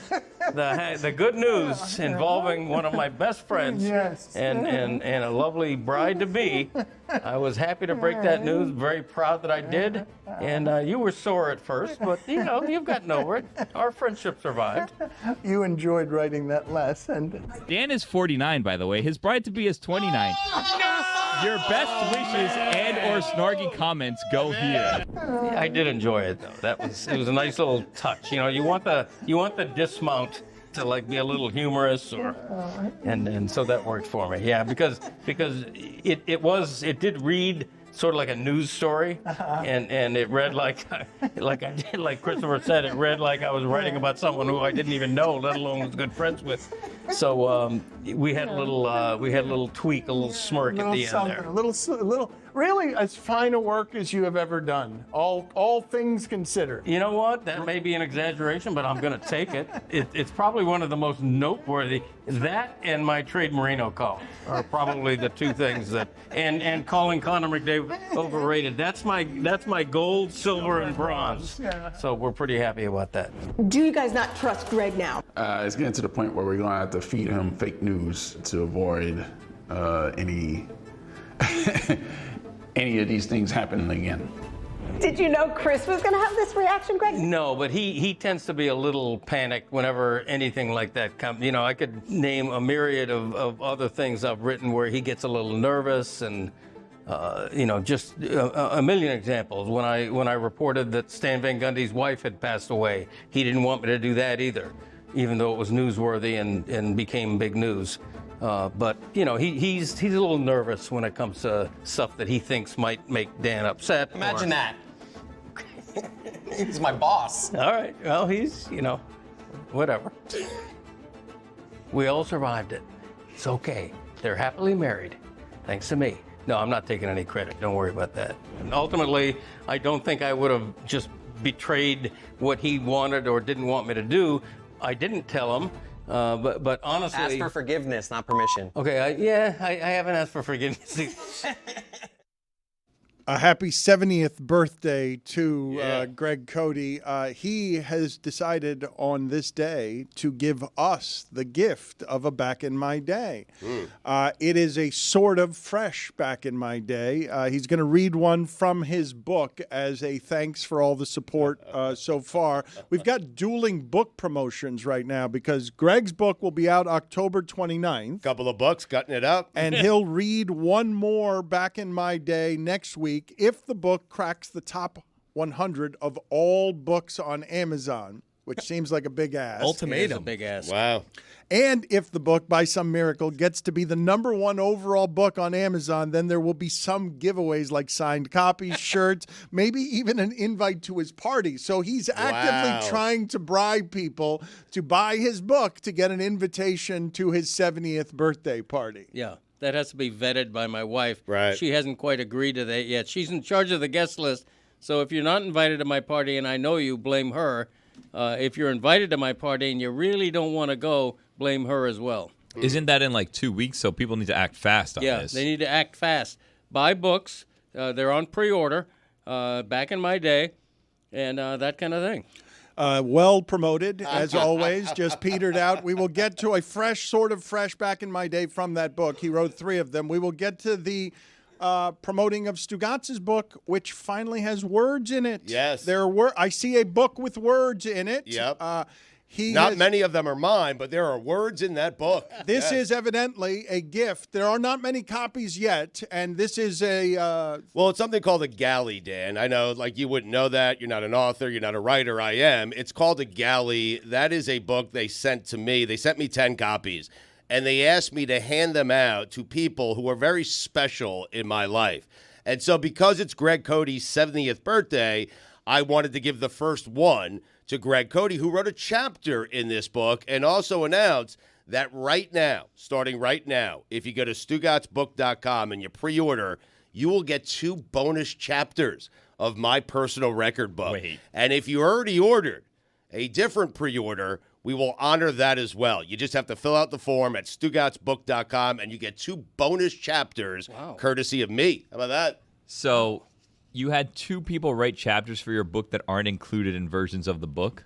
Well, they're my takes. Yeah. So we had bonus chapters. It's a bonus chapter. It's a pre-order incentive, Billy. You know what I'm saying? StugotzBook.com. By the way, also, does that book have any marking on it, like pre-published, anything? Because it says on it, advance uncorrected proofs. And it says on sale 11/26/24. Called the galley. Don't give away the galleys. If there's only 10 of those, they're more valuable. Sign those and sell them for more money. I understand, but Greg means a lot to me. It's his 70th birthday. I want his book to do well. I want my book to do well. I want both of our books to do very, very well. And I wanted to give the first copy to Greg Cody. He contributed to the book. I think you make a deal here. You give him one of your galleys for one of his galleys, and then you still have 10 galleys you can give away. A galley swap. Yeah, a galley swap. Yeah. I don't have a galley yet. Cutting it up. I see there's another gift in here as well for Greg. Yes. There seem to be some lotto tickets here. It's Mega Millions. I believe it's 800 million. I spent $100 on Greg. It's tonight, by the way. $100 on Greg for his birthday. Very nice. And I will tell you, if you win, 80-20 my way. Check the date on those, Dano, because those could be old lotto tickets. I got him yesterday. I know, but make sure it's the draw that's for today. It's the draw for tonight. 80-20? 50-50. Wait a minute. It says here 9/9 of 23. Yeah, when's the drawing? Tonight. That is yesterday. Listen, if you know Mega Millions, it's Tuesday and Friday. It's 24 is the year. Man. Unbelievable. Damn it, Stan. Well, anyway, the book is real. There are words in it. I saw writing that is real in that. I'm reading actual real words. Actual writing. It's not by Stugotz. It's by other people. My thoughts.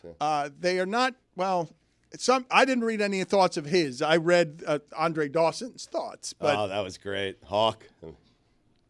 Greg, what are you doing? I was looking for my chapter. Can you read us the table of contents? That might be a good tease. It's a long table of contents. What is that? It's a sizable book, worth every penny of it. But I can't believe we've gotten this far. The book now exists in some form, and I will read a couple of the things.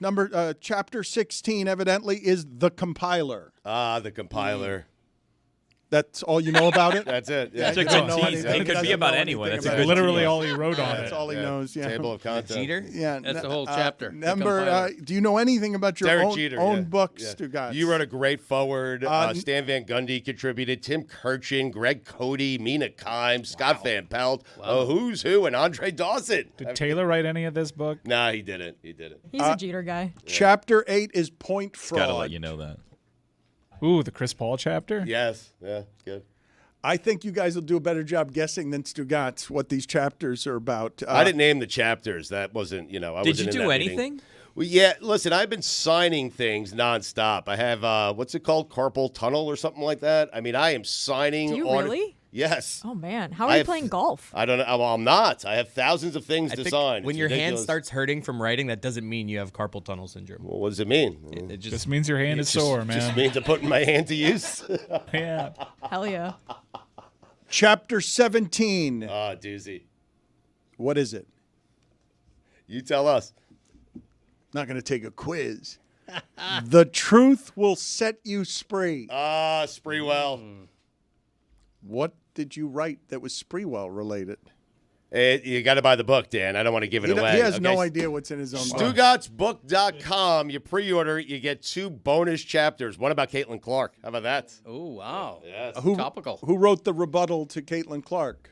No rebuttals on the bonus chapters. None. Well, the bonus chapters aren't appearing in the book. They're bonus chapters. Yeah, that's if why you they call if them you bonus. buy the book today, you get 2 additional chapters that no one else Are is you going to just get. going to email people? They're not in the book. The 2 bonus chapters aren't in the book. I'm not certain how Random House is going to do it, but they've done this before, Dan. So I'm told, and so they have it figured out. A you know? leaflet, maybe like a newsletter. Perhaps. Are you doing an audio book? Like, are you? I am reading doing an audio Are book you eventually. you doing the audio book? It will have my voice on it. Yes. Oh, you still didn't commit. Are you using AI to dub your audiobook? No. You just said it will have my voice. How do I do that? Somebody will do it for him. Maybe it'll be Chad GPT. Jessica. Chad? I want to talk about this commemorative coin the ACC has put out. Have you seen this, Stugotz? Because I That's can't. tails. I can't. Can we zoom in a little bit, video team? Okay, Eric Wood posted this yesterday and said it was a coin given to one of his buddies after the coin toss at the Louisville game. And I said, is this real? And he said yes. So we're going with that. That's my reporting for the day. Apparently this was the coin they used in the coin toss. And if you look closely, you can see That's the unbelievable. asshole. I mean, Yeah. Wow. That is a coolo, Dan. Yeah. It does look like an asshole, but it also it looks like something pornographic. It has to be like an optical I illusion gotta where tell it's you- actually something else and we're all just looking at it wrong. That but no, looks- it's That looks like female genitalia. for the audio audience, Dad. Why don't you paint the picture? You of don't what have to you're rub seeing here? that portion, video team. I'm not really sure paint- what you're doing. Paint the picture, Dad. I don't Weird. even want to look at that picture, that coin. Let's zoom out. How a is little. this real? It shouldn't be. Well, like, what is this supposed to be? So it's if you flip it upside down, it's a guy snapping Oh. a football. Oh, There you go. it's still pornographic. Makes sense. Yeah. It's still bad. That is somehow worse. Why are we seeing the crack of his ass? That's a good question. I Jessica- legitimately thought it was legs up in the air. I had Guys, I see. Wait, really? That's the goalpost off in the distance? We got it, Yeah. guys. All We right. got it. No, Video I think you team. could zoom in a little bit further. Huh. If you're listening to this right now and you can't see it, I retweeted it yesterday. It's a sort of like a embossed coin with what appears to be a football player snapping a football, but it's a angle shooting up from underneath the turf into the grundle area. So it's very graphic. And I think you're right, Stugotz. That is supposed to be a goalpost. However, this was apparently tails, and it looks like an H, which is also very confusing. And another reason why I don't think this coin is very useful. One of the funny things about this is that we showed it, and I encourage the audio audience to go find this on YouTube because of how funny this is. What you initially showed me, Jessica, because I also didn't know that it was upside down, I thought it was some sort of ram of some sort ready to have sex. Like a ram. Talk us through that real quick. Yeah, let's. Like Matthew Stafford? The Rorschach test. The head of the ram. Do you not see the horns? Maybe put it on the big board behind Dan, and he can walk. I thought it That's was a good sort idea, Billy. Is the Illustrate football it. the head of the ram in this picture for you? Yes, I see. Yes, I see a sort of a Greek mythological ram of some sort that is really ready, legs up in the air for either gynecology exam or no stirrups though. Easy for you to say. Or just getting ready for legs thrown up in the air, not in stirrups, getting ready for sex. That's what I saw. Is this coin white and yellow for everyone, or blue and black? Dan, there's a picture behind you on the big video board if you want to sort of show us what the horns are. Well, tell Yeah, take us through it, Dan. Yeah. He's walking to the board. That's the horn. That's the That's horns. the horn. That's the football, Football. That's. It's not. No. I don't. It is, and some people can't find what you're looking for. It's just I don't see a bull. Yeah, it's just. I gotta be honest. I see a clit. I think that's the penis. I see Kermit the Frog now somehow. Good on you for finding it though, Mike. Hello, Ron. Hello, how you doing, Chris? Doing well, sir. We're about to get going here. It's Greg's birthday. It is Greg's birthday, the actual What? birthday. Are you kidding me? It's Yep. Greg's birthday? It is. How did I just find this out? Well, now you know. What kind of dumb turkey do you think I am? I was going to put on a little birthday hat and streamers, all kinds of stuff, but I thought I'd be too much over the top for you guys. You weren't going to do that. I mean, I was going to do that. I swear I was going to do it. Are you attending his birthday party? Of course I am. We Really? hope so. Huh? We hope so. I wouldn't miss that Fine. birthday party for the world. I want to see if you're going to be attending it, Stugotz. I already said yes. That plus is- one. No, you said yes. You That's said what yes to a lot of everybody's things that don't show up. Stugotz did actually RSVP successfully with his +1 with his wife. I don't know if he's going to show up, but he RSVP'd. Yeah. I plan on being there. All right. I mean, I'll believe it when I see it, but Really? you know how that goes. you're You're on a doubting boat. me, You huh? won't be able to get off, buddy. Right. You won't be able to get off. You're on a boat. Yeah. Well, I don't like boats. I will tell you that right now. I am not a big fan of boats. Uh-oh. Yeah. There's a lot of people slinging their commitments around, and I just need to make sure both Greg Cody and Ron McGill are committed to attending the first Battle Court game of the season that fans I are am, allowed Friday to night. attend. Ooh, when is that? Friday night, Friday night, I'll be there. Cyclones. I was going to ask you, did we This- do a draft this year? How did that go? We This did, Friday? and we have a guy on the team named Ron. Uh-oh. Highlight player named Ron? Wow. Yeah, he went 2-0 in his match. They were presently second in the standings. We took a lot of chances and really reshaped this roster so far, paying immediate dividends. It looks like the Cyclones are poised for a playoff run. Greg, if there's That's what I want to hear, brother. Right. That's what I want to hear, but I will be there. all right, I got the email from Sandy. if there's a highlight player and his name is Ron, I assume he's bad at highlight. Yeah, I do too. Is that fair? Yeah. I mean, I don't know what you're doing there because What do you mean? Ron, affectionately known as Ron comes from that changes everything. Yeah, from highlight royalty. His father runs a highlight academy Wow. in Southeast Asia. The dude, He's a coach's kid. yeah, the dude knows how to play, and he came in really sharp, really in shape, and we're really excited for how he fits in with the rest of this roster. Whatever happened to Joey? Joey was a highlight player from the 1980s. Yeah, let's bring him back. He's 64. It's okay. So It's all right. whippersnapper. age is just a number, man. Exactly. Not in athletics. Age generally matters, as you witnessed last night. You're right. Yeah. Ron, we have a really important question for you. So last week on Mystery Crate, we were talking about Siegfried and Roy, the famous Vegas Sure. act. Tiger And- trainers. Yes, exactly. And Taylor, our esteemed colleague, his parents almost took him to the show in which Roy was attacked by one of the tigers, Manticore. However, they were tired and jet lagged, so they didn't go, and he didn't see an event that likely would have changed his entire life. As we were researching this incident, we read on Wikipedia that Roy had a stroke the night of the incident. And Roy claims that the tiger knew he was having a stroke and was trying to save him by dragging him off the stage. And other people involved in this situation said that's not true. He had a stroke because of massive blood loss from being attacked by a tiger. And it caused quite a stir on Mystery Crate. We were not sure who to believe or what happened. So my question is, what do you know about this incident? And is it possible for a tiger to see someone having a stroke and try to save their life? A tiger can see someone being incapacitated in one way or another. I will say this, that tiger did not mean to kill Roy. Because if he meant to kill Roy, he would have killed Roy instantly by grabbing him by the neck and killing him, which is what the tiger does. The fact that he kind of picked up Roy and dragged him off, and by doing so caused that injury that, kind of bled out and might have led to the stroke. But the bottom line is that tiger was not intending to kill Roy. If it was intending to kill Roy, I promise you Roy would have been dead in 2 seconds.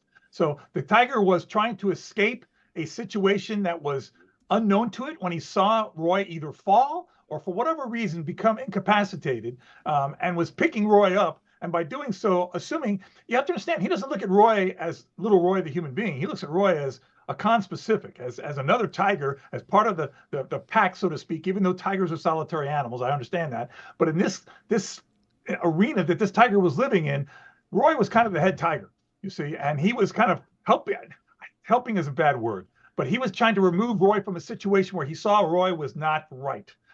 Again, he was not trying to kill Roy. If he tried to kill Roy, Roy would have been dead. So you're saying it's plausible. It's plausible It's that plausible. Okay. It's plausible Cody? that the tiger saw something happen to Roy, whether it's just simply falling down or having a stroke. I don't know. I'm not a medical expert, but the tiger saw something in Roy. I know it's been proven that, yes, Roy fell down, whether he fell down because of a stroke, whether he fell down because he tripped or whatever, but that caused a change in the routine, put Roy in a compromised position, and the tiger was just trying to remove him out of that compromised position. Again, if the tiger's picking up another tiger, it doesn't do the damage that he does when he picks up a small human being like Roy. And that's what caused that catastrophic injury. So how do we know in the moment when an animal's trying to help and when an animal's trying to hurt? Like Harambe may have just been trying to help that child, but instead Harambe is no longer with us. Thoughts and prayers. Absolutely, Billy. And I know where you're going on this. Exactly. Harambe didn't mean to hurt that child, but Harambe was dragging that child around as if he was another gorilla. Let me ask you something. If it was your child and you saw this gorilla slinging this little boy back and forth against concrete walls and water, and any second could smash his head against the concrete, now a gorilla may be able to sustain that kind of injury, but that little boy could not. So yes, Harambe was not trying to intentionally hurt that boy, but it doesn't negate the situation that put that boy in a life-threatening position, because Harambe didn't understand his own strength there. This was a tragic situation in many, many different respects. So yes, Harambe, I believe, was never trying to intend to hurt that child, but in doing what he would do with another gorilla, could have easily killed that child. Why do animals not realize their size? Like, that happens with dogs a lot, right? Where they're like little puppies. Absolutely. And then the dog, like, oh, used to hide under the coffee table. And then, like, this dog now is, 250 pounds and still goes under the coffee table, stands up, lifts the coffee table. Well, first of all, animals, generally speaking, do not even recognize themselves in a mirror. They look in a mirror, they don't recognize it's their own reflection. Only a handful of animals can do that. Dolphins, chimpanzees, but most animals don't even recognize that, which is why you get all those funny videos of, dogs barking at the mirror or fighting, roosters slashing and attacking their own reflection. But the bottom line is this: it all depends on the environment that you're raised in. Okay, like I said, those tigers were basically raised by Roy. They don't know how big they're getting, how strong they're getting until they're put to the test. It's the same. You can do that with an elephant in the wild. Dan will confirm that we had this big elephant come at us and we didn't run away. And that elephant said, "Whoa, why aren't you running away?" If that elephant knew for 1 second how big and strong it was, there wouldn't be a question there. But it stood back because I don't really know. And these people, I don't know. Maybe they could beat me up. So these are all things.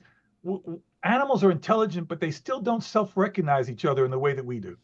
I can relate. I have a 90-pound dog that jumps on my wife like a little tiny lap dog. It's amazing to see. Ron, I read a headline. I don't know how to react to it. I don't know what to feel about it, so put it in perspective for me. Woolly mammoth de-extinction is nearing reality, and we have no idea what happens next. Yeah, we're going down a very slippery slope there, Greg. It's one of those things where, you talk about bringing back extinct species that didn't go extinct for any other reason other than natural evolution of the earth. This was not an animal that went extinct because humans went out and killed them. Okay, this was just a change in the planet that was a natural change. I think it's very, very dangerous when we start fussing around with Mother Nature. As much as I would love to see a live woolly mammoth, why would I love to see it? For my own entertainment, for my own fascination. What good is that doing the woolly mammoth? What good is that doing the earth, for that matter? It's just creating a curiosity thing. It's like the freak show. When you used to go to the circus, what good is it seeing, the bearded lady? Not doing her any good at all. It's doing us this fascination. So I'd be very, very careful. Now, if it was species that became extinct because of our neglect, because of our abuse, that's a different story. But this is a company that listen, again, it's a fine line you're walking on here, but they want to bring back extinct or endangered species. Okay, I understand that, but why did those species go extinct in the first place? It may have been a very legitimate reason for the evolution of the planet itself, and bringing them back may be setting us back away. So you need to be careful with that. And again, are you bringing an animal back from extinction just to make it the focal point? Now, I know there's people who are going to say, oh, isn't that what you do in zoos all the time? No, it's not. Not good accredited zoos, okay? What we do is we have animals that are born under human care that are here as an insurance policy against an uncertain future in the wild because of humans, because we're destroying habitat, because we're hunting animals out of their natural habitat. These are animals. The woolly mammoth is an animal that became extinct because of normal evolution of the planet. There may be a good reason for that, and bringing back a woolly mammoth could open up another Pandora's box. So I'd be very careful, and I'd be very, very hesitant to support these companies that are trying to do this because it's going to be a windfall for them money-wise. Can you imagine you bring like a woolly mammoth, this belongs to us now, and you have to pay this much to see it, okay? It's all about the money, Greg, and I'm not a big fan of that. Ron, I'm curious if you have read or seen anything about the new documentary Chimp Crazy involving the famous chimp Tonka and what your thoughts are on that. I have seen that. You know, as I've always said, extremism in any form is dangerous. This woman is an extremist, to say the least. She's playing with fire, and she's doing something that is very, very dangerous and trying to equate you know, these animals with human children. She said, I love these animals more than I love my children. That right there is a huge red flag. But the way she treats these animals and the position she puts herself in, I'll tell you, there's several scenes that I saw in the first couple of shows where she's lucky that chimp just doesn't reach her hand and just strain it right through the bars. And you can tell when they get very upset. This is a very dangerous situation. I think Tonka is probably still alive somewhere, because this is the kind of woman that would, you know, do anything she could to protect her kid. And you know, I can relate to that kind of love, but not for a chimpanzee and the perspective she's putting it into. These animals should never be maintained as quote unquote pets. They should not be dressed up in little onesies and put on with diapers. Listen, that's something that, oh God, you had to put that picture up there, please. This is getting, you know, borderline insanity. Let me just, she's a whack job. Okay, she's an absolute whack job. And when you watch the show, you'll see what I mean. I try to be as professional as I can in these types of things, but when I see programs like this and I see a woman like this getting a platform where she's trying to convince people that this is normal, it is not. It's not only not normal, it is dangerous. And it's cruel to these animals, as you can see the conditions that they're being kept in on those situations. I love a pissed off Ron Magill. Starts calling people whack jobs. Ron, we appreciate it. We will talk to you next week, my friend. All right, brother. We'll see you guys at the party soon. Battle Court Friday. That's the party he's referring to. Of course, yes. Stugotz, after week 1, Dan Orlovsky has dared to go where I have not seen a whole lot of other human beings go. Where'd he go? It is time to, quote, take a long and hard look, end quote, at Jameis Winston in Cleveland. Oh, wow. Oh, my God. I think he's right. 1 week and a real huge epic disaster of a contract. Stugotz, I don't know if you know this, but I believe I have it right when I say the only champion that there has been that is paying a quarterback more than 12% of its payroll is Patrick Mahomes. Like, that's the entire list. The amount of money that the Browns have put into this disaster is franchise crippling. And to have in week 2 people not back away from Orlovsky saying it's Jameis time? When you saw what happened with Jameis, Stugotz, you understand the level of disaster you're talking about at quarterback when you swap out Jameis and you immediately win the Super Bowl because all you did was eliminate his interceptions in Tampa Bay, and you went from 7-9 to Tom Brady and championship. Well, you replaced him with Tom Brady. So, I mean, in this case, you're replacing Deshaun Watson with Jameis Winston. I understand your larger point. Deshaun Watson has been a below-average quarterback for quite some time now. Like, he has. Like, it's a bad contract, no question about it. We could talk about all the off-the-field stuff. There is some new news there now with Deshaun Watson. He has been bad on the football field. Not only that, though, Stugotz, I will say, after watching your Jets last night, get dismantled by the 49ers, that there is, I don't know what that sound was. I don't know, dismantle. I mean, it was 32-19. The Jets had a 7-6 lead. I mean, 7-3 lead, then 7-6. I mean, dismantle. okay, like they got beat up pretty good. And I will tell you that first touchdown drive, Dan, was the greatest drive in Jets history. All right. After watching that, I would quarterback. say there is no greater value in the sport than nothing more important than having value at quarterback. San Francisco can build that monster of a team, and they're playing the Jets, and you're like, oh, the Jets got all the money tied up in the quarterback.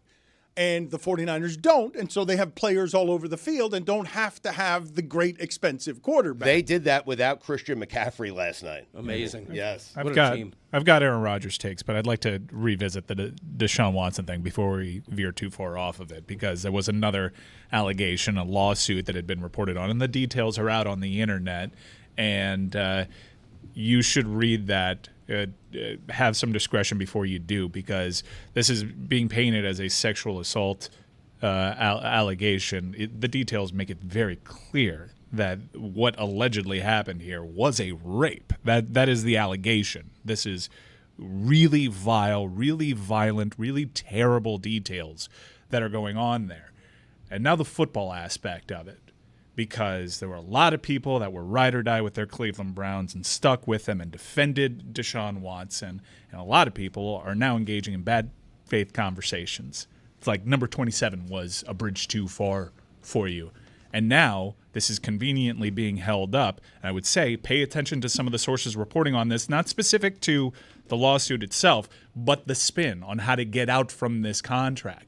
Explore some of those sources and how tied they might be to people in Cleveland's front office. Now it seems that there is going to be a reaction to this allegation that will be far more outsized than the previous previous allegations. Like the coldness of what Mike is saying there, Stugotz. Yeah. That the number of people who will defend this behavior if they think their quarterback is good, and then the strategic leaking on stuff that makes you wonder, are they trying to get out from under the contract? Because now everyone can see it's a horror. And all in the middle of that, the idea that women get trampled, man, oh man, it's pretty gross. The cutthroat, cold calculation in that. And the details in this story, while vivid and shocking, do fall in line with many of the almost countless allegations that Deshaun Watson had to settle out of. And some of the reporting spin on this that I've seen is that this would be considered a whole new incident and would not be grandfathered in with the previous NFL ruling on him. And yes, there is a possibility that Cleveland can get out from the worst contract in the history of pro sports. And that is where people's minds first went. We'll say, he is still a monster. This is an overwhelming amount of allegations. Things here are bad and always have been. And just because you now have certainty that he can't be the guy that he once was, you want to go out there on that island as you perceive it to be and now have an issue with it? You miss me with all of that. Cleveland should have never brought this individual in. He should not be playing football. This was only a matter of time when you consider the laundry lists of allegations against him.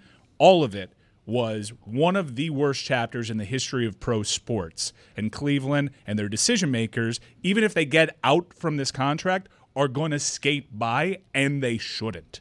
Well, to underline your point, though, we're looking a lot at the latest allegation because it seems heinous. But there were 2 or 3 dozen women a couple of years ago who lined up and told their stories about his misbehavior, sexual misbehavior. And so this is nothing new. It's worse maybe in some ways, and it's recent, but this guy's been a scourge on the NFL brand for years now. Okay, but we spent a lot of time talking about that contract, and I will remind you. The Dolphins were also interested in Deshaun Watson. Multiple teams were interested in Deshaun Watson. Look, we can do this again. I'd rather not. I'd just like to point out to you that the Dak Prescott contract that was signed was purposefully $1 million more guaranteed than what was the precedent-setting contract of Deshaun Watson that makes it such a disaster. He, in that desperation, reset the entirety of the market, and it's not a coincidence that it was exactly $1 million more that Dak got guaranteed than the biggest guarantee you've seen in the sport. Like the finances of this that make it so cold and awful that you're now like, oh, the Browns are going to try and see if they could sneak away from everything they did there when they shouldn't be allowed to sneak away from everything they did there. The quarterback play last night, Stugotz. Yep. Your New York Jets and a season of great hope as Netflix announces that December 17th is going to be the Aaron Rodgers documentary called Enigma. Oh, how long will this guy be silenced? The Jets coming out yesterday and having to play that particular team, I think, is a really unfair spot to expect them to win in. That's fair. The Niners are really good. They went to the Super Bowl last year. They could have won the Super Bowl last year. I can make the argument that the Niners are absolutely the best team in football the last 5 years, and Kansas City just has a better quarterback. Yeah, you can make that argument. But with Aaron Rodgers, you saw glimpses of his greatness. You saw those couple of drives that he had. You saw the pass to Lazard. You saw Aaron Rodgers. I was impressed with Aaron Rodgers, and therefore I am hopeful. My larger concern is the Jets' defense. The schedule gets easier now because they play the Niners, as you pointed out. I think it's the Titans on the road, then the Patriots at home, and then the Commanders at home. So we'll see what this Jet team is going to be. But I was okay with Aaron's performance. I would like them to utilize him more. I would like them to throw the ball more. My concern is the defense. That defense has given up, I think, 6 of the last 7 games, 27 points or more. And that's where my concern is. And I am telling you right now, Robert Saleh, you're in charge of that defense. Get it under control. Because if you don't and you lose at Tennessee, you're going to get fired. And you deserve to be fired because the Jets, if they start 0-2, Dan, that would be disastrous for this team. Yeah, he's already way up there on the first coach fired betting odds, Robert Saleh. Belichick. And I'm thinking he's not going to last the season if they get off to a little bit of a bad start. But explain to me why the Jets' defense is struggling, because all estimations are that it's a top 5 defense. What's wrong? Well, they purged a lot of their defensive linemen. They have Reddick waiting. He's expecting a long-term deal. I guarantee you he watched that game with a smile on his face.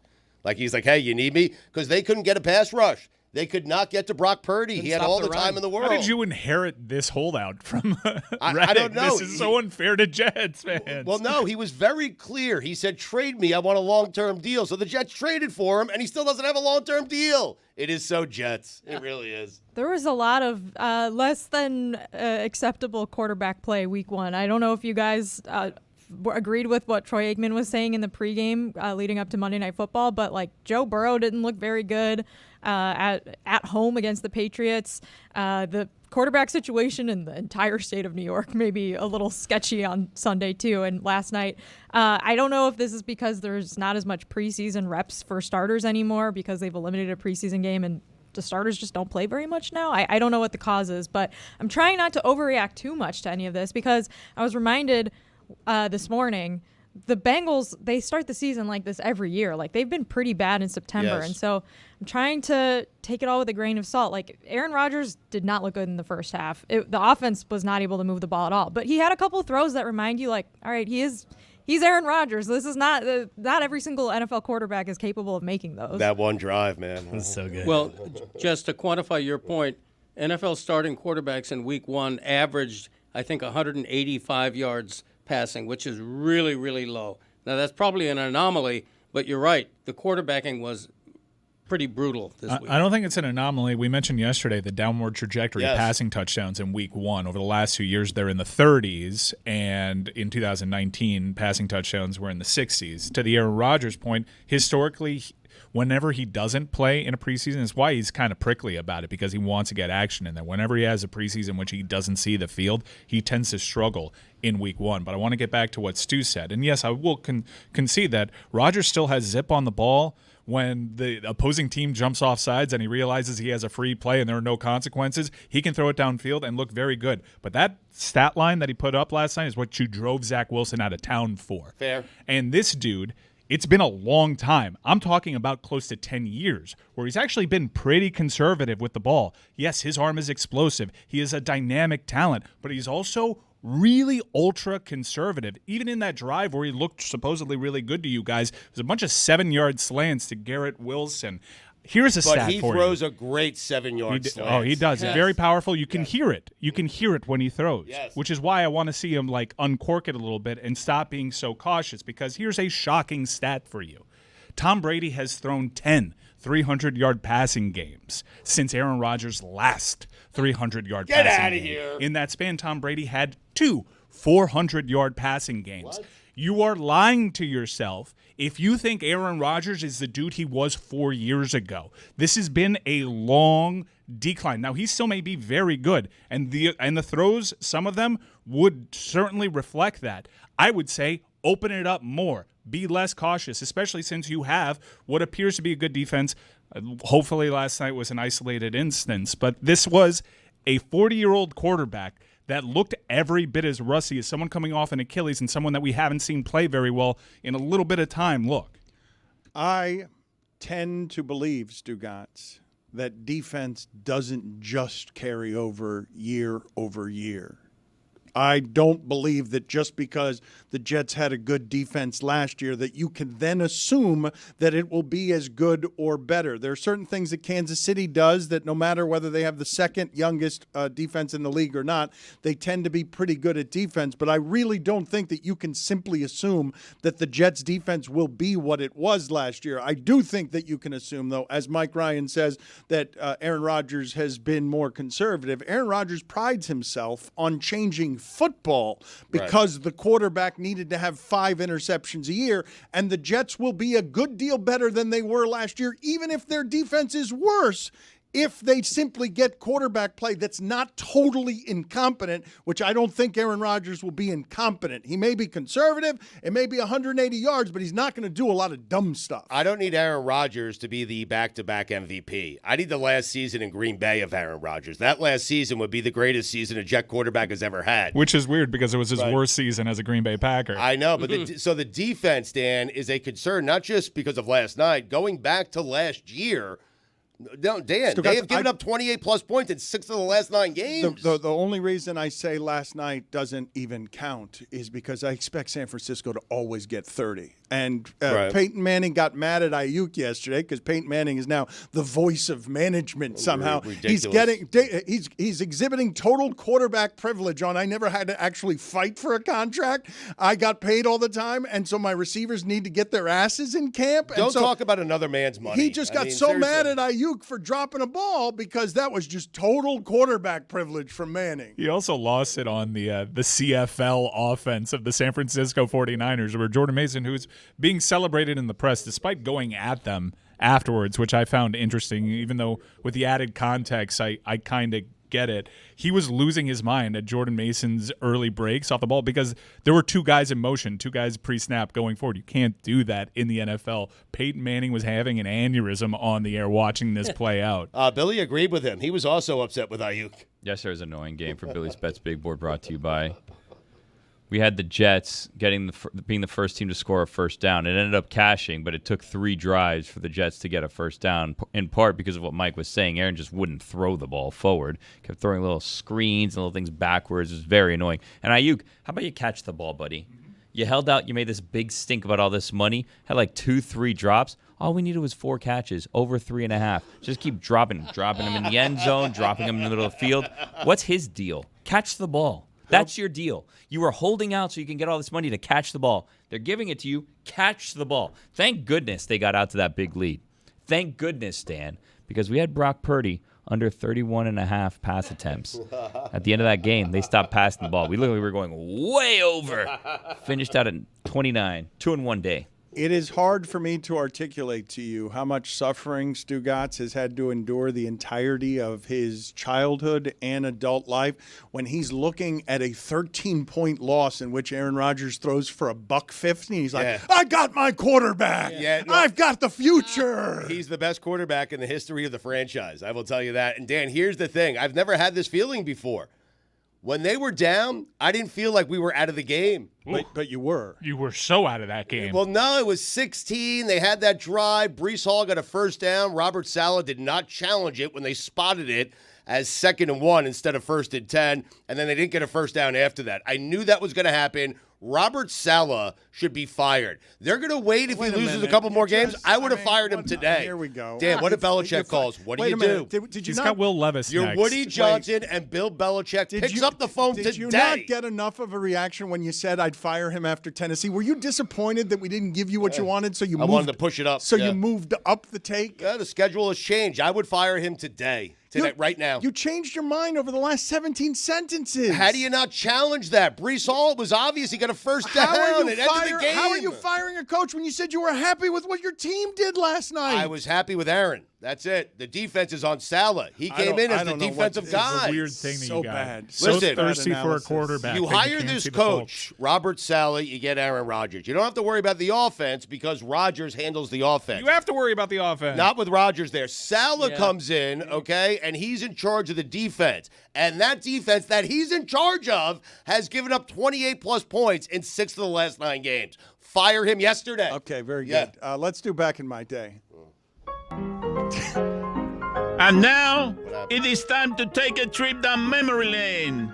Here's your guy, Greg Cody, with Back in My Day. Space travel.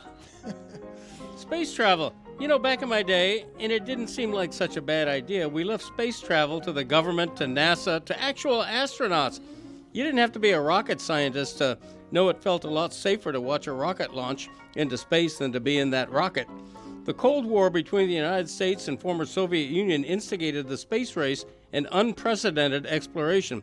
The Soviets sent the first person into space in '61, leading President John F. Kennedy to announce a goal before this decade is out of landing a man on the moon. 8 years and 3 NASA programs later, Mercury, Gemini, and Apollo, the U.S. landed on the moon. Space travel was left to governments. It was that way for the longest time. We'd watch the countdowns and launches from Cape Canaveral on TV, fine with the safe distance. Outer space was that mysterious last frontier we gladly left to others to explore. You're going very fast, Greg. You don't have to go that fast. Europe is about as daring as I get.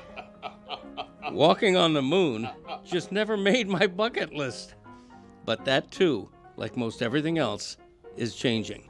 Space tourism, or human travel for recreational purposes, is an actual thing now. The Jetsons cartoons I'd watch as a kid have come to life. Warning, going to Europe is a lot cheaper. It will cost you at least $250,000 for a suborbital flight with Blue Origin or Virgin Galactic. It's a little slow now. I like it faster, yeah. $250,000 for a few minutes of weightlessness. Blue Origin is billionaire Jeff Bezos' new toy. Virgin Galactic was founded by fellow filthy rich guy Richard Branson.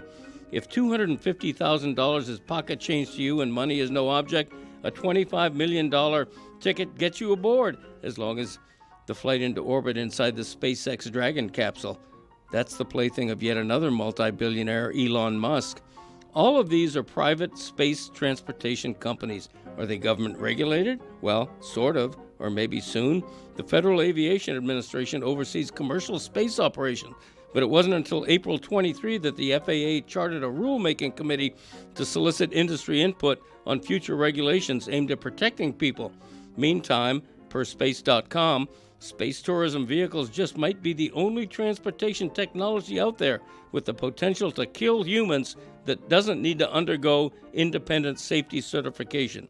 For now, aspiring space travelers seem okay with that, but it's a fledgling industry playing a dangerous game. Remember when jumping out of an airplane under a parachute or bungee jumping off a cliff made you a daredevil? A lot cheaper, too. Folks, how about we get back down to earth on all this? Leave the space travel to astronauts. Heck, I get nervous enough on a flight to Atlanta if there's rough air. My desire for space travel tops off at 30,000 feet above ground with a pilot in the cockpit and a Crown and Coke in my hand. I'm Greg Cody, and that's how it was back in my day. Yeah. First off, very grateful to have the fresh back in my day. He's rusty. It hurts me to issue a critique. He's It seemed winded. like you hadn't read one of those in a while. It's true. There's a couple of factors as I self-analyze. Number one, it was long. It was too long. You're out of practice. I'm out of practice. And breath. And the other thing is, I'm reading it off a small phone. That's what it is. I think that's what it is. That's tough. He's also older. I appreciate how receptive you are to the constructive criticism because we're just really excited that you did it and want to hear more. No, and I don't want to I agree with deflate you whatsoever. Right. The main thing is I can't read off an iPhone. It's just Greg, too is much. that you back behind there? the LSU No, it is photo not of you? Me. That looks Happy that birthday is you. to him. Will that photo be in the book? I can't I believe don't you recreated care. that. Good luck. We are going to have an assortment of cool and fun announcements during this, our 20-year anniversary, which we're going to be celebrating all year. Mike Ryan still has an oral history that is coming. You have seen some of the behind the bits. We're going to be signing new deals, and we have another documentary that has been announced, The Comeback, the 2004 Boston Red Sox. It was announced earlier this year, but it revisits one of the great sports comebacks of all time, down 3-0. It's the Big Papi team, Pedro Martinez. It premieres October 23rd, before Enigma with Aaron Rodgers, who's been canceled and can't find any places where he can speak freely. Usually those guys do end up on Netflix, though. It's crazy. I have a typo here because Meadowlark Media can do this. It says that it premieres in October 23rd of 3024. That's not accurate. I don't know about that. It's 2024, and we're excited about it. They do take time. Yeah, but not that much time. Slow burn. So in the middle of October, baseball, it's a 3-part series. So we're very excited about it. It's not 1 part, it's 3 parts. So we'll be telling you more about that as it approaches. But Justin Tinsley is a senior culture writer for ESPN's Andscape. He's our hip-hop expert. He's the author of It Was All a Dream, Biggie and the World That Made Him. And I was surprised yesterday, perhaps I shouldn't have been, Justin, that I thought it would be nothing but universal applause everywhere for the idea that Kendrick Lamar would be the Super Bowl halftime show. And then I started listening to some people who were really mad on behalf of Lil Wayne not being able to perform in New Orleans, and then further bringing up Jay-Z as the influence here, who's grabbing the commercial obvious choice of Kendrick Lamar. That's who anybody would want. But if you're about New Orleans and music and the catalog of Lil Wayne, you understand why Lil Wayne is hurt by this. I was just surprised. I thought Kendrick Lamar would get nothing but applause. And I'm eager to hear what our culture correspondent has to say, but it's amazing what one song can do for a career. For Kendrick Lamar to find himself as the commercial option over Lil Wayne is an interesting point in history that we found ourselves in after a few short months. Welcome aboard. A lot that we just threw at you. Yeah, Justin, so go ahead. Chew on all of it for us. Well, first and foremost, I want to say congratulations on 20 years, and thank you all for letting me be just one star in a massive universe that is this. So thank you all, and congratulations to you all on that. This is definitely a complicated discussion. I totally agree with the choice of Kendrick Lamar. Right now, he is the biggest name in rap. In the year he's had, we can discuss that a little bit further, but the year he's had has been undeniable. But I also understand some of the disappointment and Lil Wayne not being involved because, you know, granted, Lil Wayne isn't the level of superstar that he once was in years past, but it's undeniable what he's meant to the culture of New Orleans and bringing New Orleans worldwide. So I definitely understand that. But Kendrick Lamar, to me, is an obvious choice. And yes, not like us, and the beef with Drake did play into, you know, this decision, but let's not act like this dude didn't have one of the most decorated, one of the most respected, and most importantly, one of the most successful catalogs and careers of all time, even before this beef. You know, the Pulitzer, he did the score for Black Panther. He has 2 of the highest grossing hip hop tours of all time. So this dude's resume was solid before that. But for me, I think that the choice of Kendrick Lamar does make a lot of sense. And I would not be surprised if Lil Wayne is still involved in the show in somehow, because Kendrick Lamar has never hid his adoration for Lil Wayne in the past. Justin, what do you make of this Jay-Z debate that hangs over almost every Super Bowl halftime show? It reignites anytime they make any decision. There isn't a decision that they could make with this announcement that won't reignite the same conversation that is surrounding Jay-Z, being called a sellout. He found his way in during the Kaepernick stuff, and he's just snagging all the commercial dollars. What do you make of this debate? Is there a right side to be on when it comes to this debate? Yeah, I mean, Jay-Z's partnership with the NFL has been criticized literally since the moment broke back in like 2019. So that's not surprising at all. When you look at the grand scheme of Jay-Z and Roc Nation's partnership with the NFL, I think a lot needs to be said about the social justice initiatives or maybe lack thereof.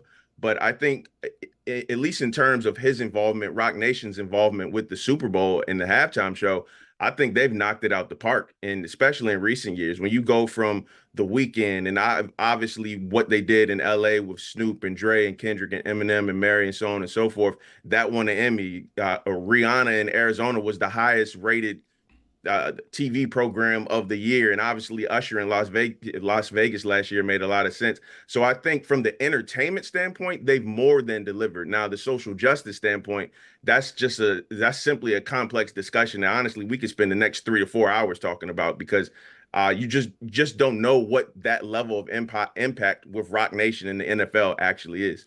I would actually like to do that next 3 or 4 hours with you. I don't think the audience wants it from me right now, so I'm gonna talk about other things. Yes or no question: do you think Kendrick got this because of Drake? It's not a yes or no question, but yes, I do believe his beef definitely, and his performance in that beef that they both willingly engaged in, mind you, definitely led to.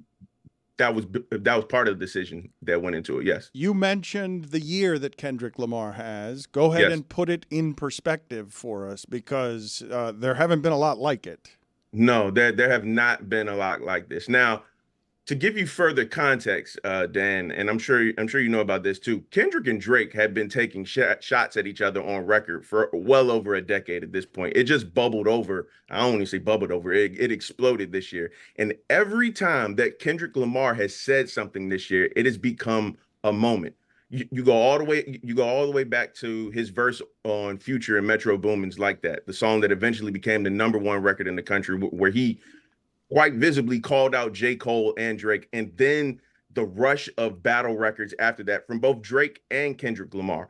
Or when you talk about Euphoria, which I believe honestly was the best record out of the entire spectacle between both of them, 616 in LA, the way he responded to Drake's Family Matters during the NBA playoffs, mind you, with Meet the Grams, which is one of the darkest rap records I've ever heard in my life. And then to follow that up with the massive hit that is Not Like Us, which at this point, it is on the pantheon of all-time great hip-hop battle records. It is in that conversation with Tupac's Hit 'Em Up. It is in that conversation with Nas's Ether or Ice Cube's No Vaseline. And it is the most commercially successful battle record of all time,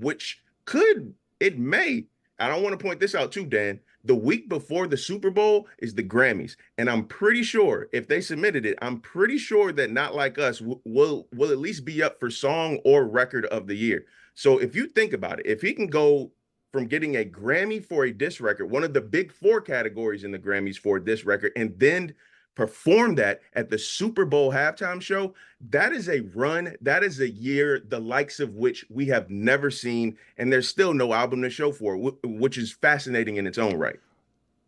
Give me your most honest appraisal, using the writer's imagination that you have, for Drake receiving the news that Kendrick would be the halftime show. My heart would have had to sink to my stomach.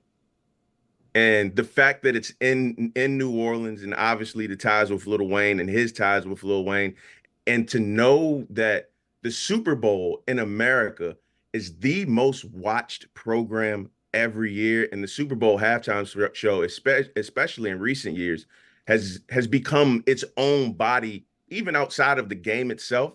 And to know that Kendrick, obviously, I wasn't in these discussions, I wasn't in these boardrooms, but I cannot imagine Kendrick Lamar signing off to do the Super Bowl and being told that he cannot do that record. And so to know that that record will be played at the Super Bowl halftime show and the words certified pedophile and the words "a minor" will ring to the heavens, that has to be the absolute, I would imagine, worst feeling ever, because it's not just you in the eyes of so many that you quote unquote lost this battle. Now it's just digging the knife in further. And this moment will be a part of both of their legacies, both of their stories. And this doesn't take away from any of the hits that Drake had before this beef. I've long said that he's the greatest hit maker in rap history, which I still believe he is. But you're never the same after a battle like this. And you'll probably never be the same after a moment like the Super Bowl if it actually does come to fruition and he does not like us. But one of the crazy things about everything you're describing here, Justin, is that Drake before this was commercially viable enough that you could have him be the halftime show and no one would object. And I just don't think that there's any way that Kendrick's that. I love him as a lyricist. I think he's wonderful as an artist, but I don't think of him as commercially viable enough to be the halftime show. The biggest thing in pop culture. Even though I love his work, I don't think of him in the same category as Drake and being that accessible as pop culture. Now, I will say, I'll push back on that a little bit with you, Dan. Kendrick is commercially successful. He's just not commercially successful in the way that we see Drake. Now, Kendrick had his debut album, Good Kid, Mad City.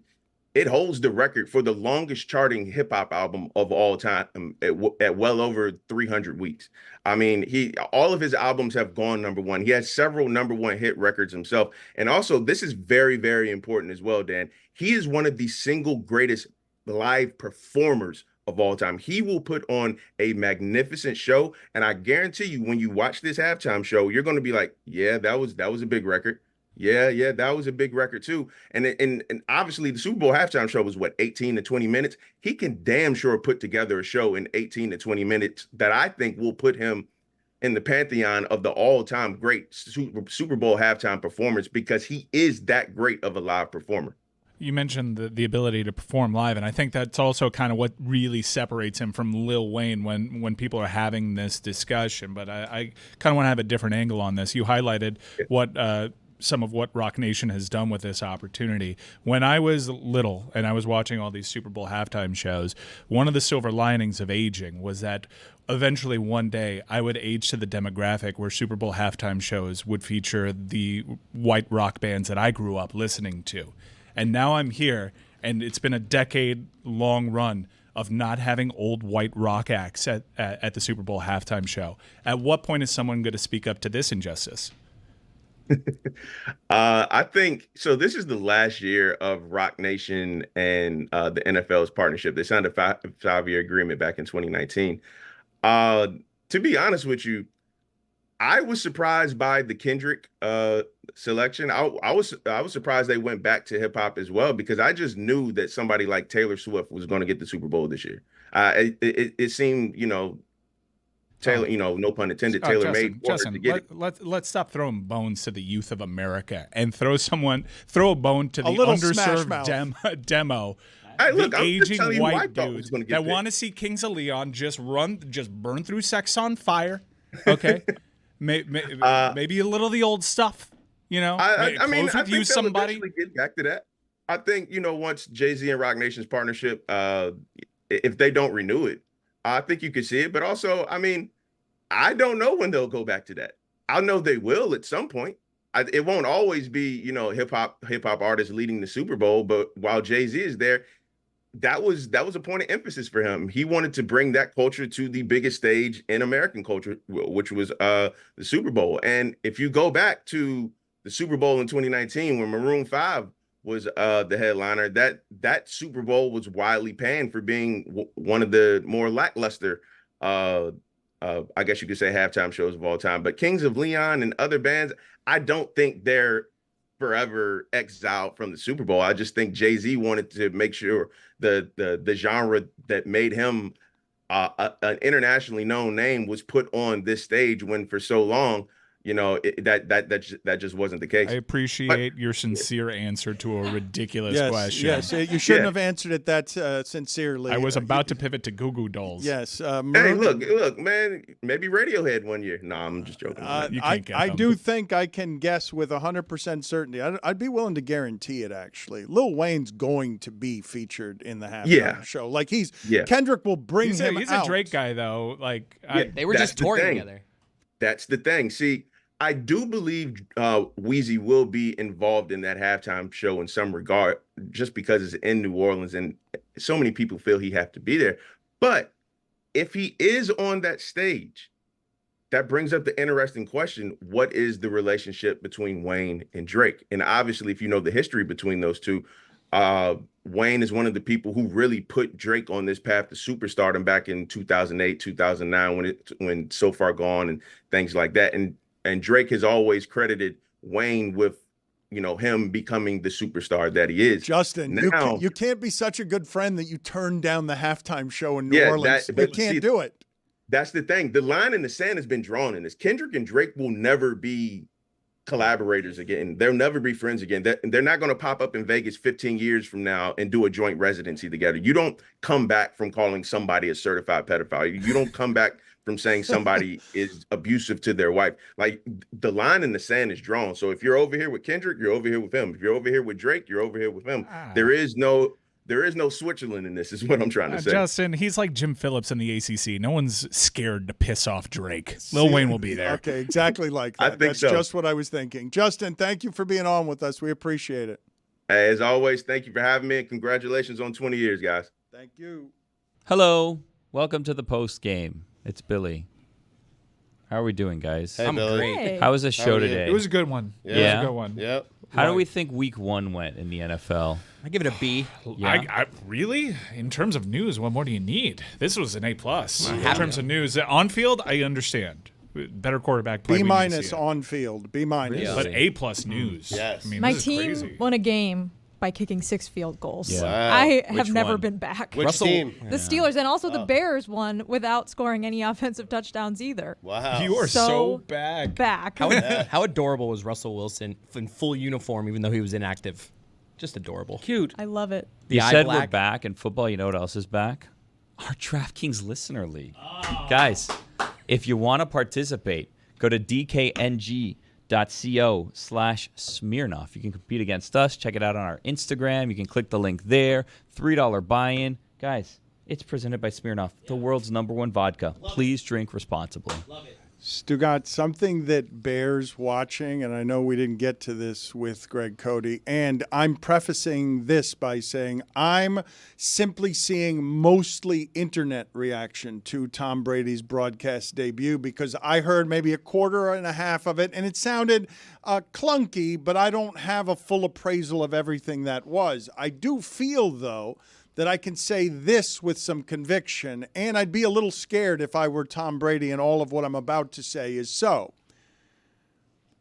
He's been and worked in a very confident place for a long time. The expectations of what he's presently doing represent a different skill set on his expectations to conquer than the previous one. And so what I heard, and what little I heard on Sunday, was someone who now has to be the over-preparer he is, and also, hey, Tom, relax. Right. And it's going to get a little bit harder to relax when that paycheck follows you around. And I think what I'm about to say is true, even not having heard much of what I need to make this assessment.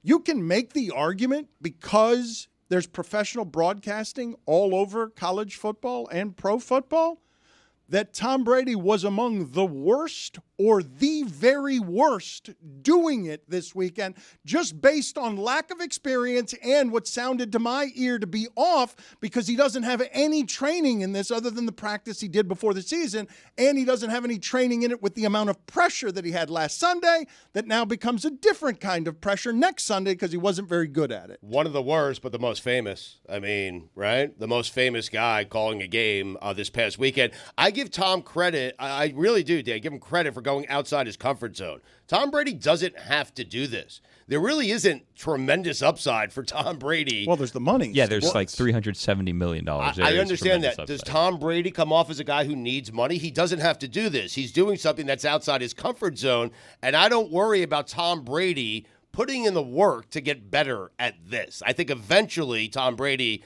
will be good. Rough start. Granted, I watched it and I winced, but I think Brady, with work, with confidence, will eventually get better at it. Well, he deserves a little bit of a grace period, I think. I mean, this is, to me, the first few weeks of the season is tantamount to his preseason, his exhibition play. He's going to get better on the job. For now, it's enough that he's Tom Brady, that he's got the looks and the reputation, and he's going to draw listeners initially just for curiosity to see how good or bad he is. Eventually, though, he has to be damn good. Damn good, not just average. I assume you guys already talked about him not being able to go to production meetings. That's crazy. How is this not a bigger story? He can't go to the he can't talk to the coaches or the player. Like what? Yeah. It's crazy. It's because of his ownership stake in the Raiders. And they're working towards a solution. I think ultimately the solution is he just sees a team that he wants to come back to, and he ends up playing on it, and then we forget about all of this. Exactly right. I do wonder, Stugotz, when you talk about he'll get his confidence, it's a pretty tough situation to get it in when you're doing all the learning on the job in front of everybody. And again, I know he's done this before on a football field, but it's just an entirely different skill set. When has Tom Brady had to know the regimens of how to do the job he's presently doing? When have you heard him communicate well, charismatically, in a way that... With Jim Gray, let's go. That's where there's space. It's just question, answer, question, answer. That's not how Burkhart's going to do it. Also, he hasn't heard that show, and he doesn't know how good it is. He's just saying things. I am. I had a great weekend, by the way. Because? Why? That's all. Oh. Happy birthday to him. I don't care. Good luck. Happy birthday, Greg. Yes. Yeah, Greg. Thank you all. Thank you for coming in. I appreciate it. Thank you all. And Very thank you for the nice. back of my day, sincerely. All right, it'll be better, and the next one won't be read from an iPhone, and will be shorter. That needed editing, much like your beautiful soliloquy about Really? me. That was his gift to you, Great man. book end of the show. The monologue?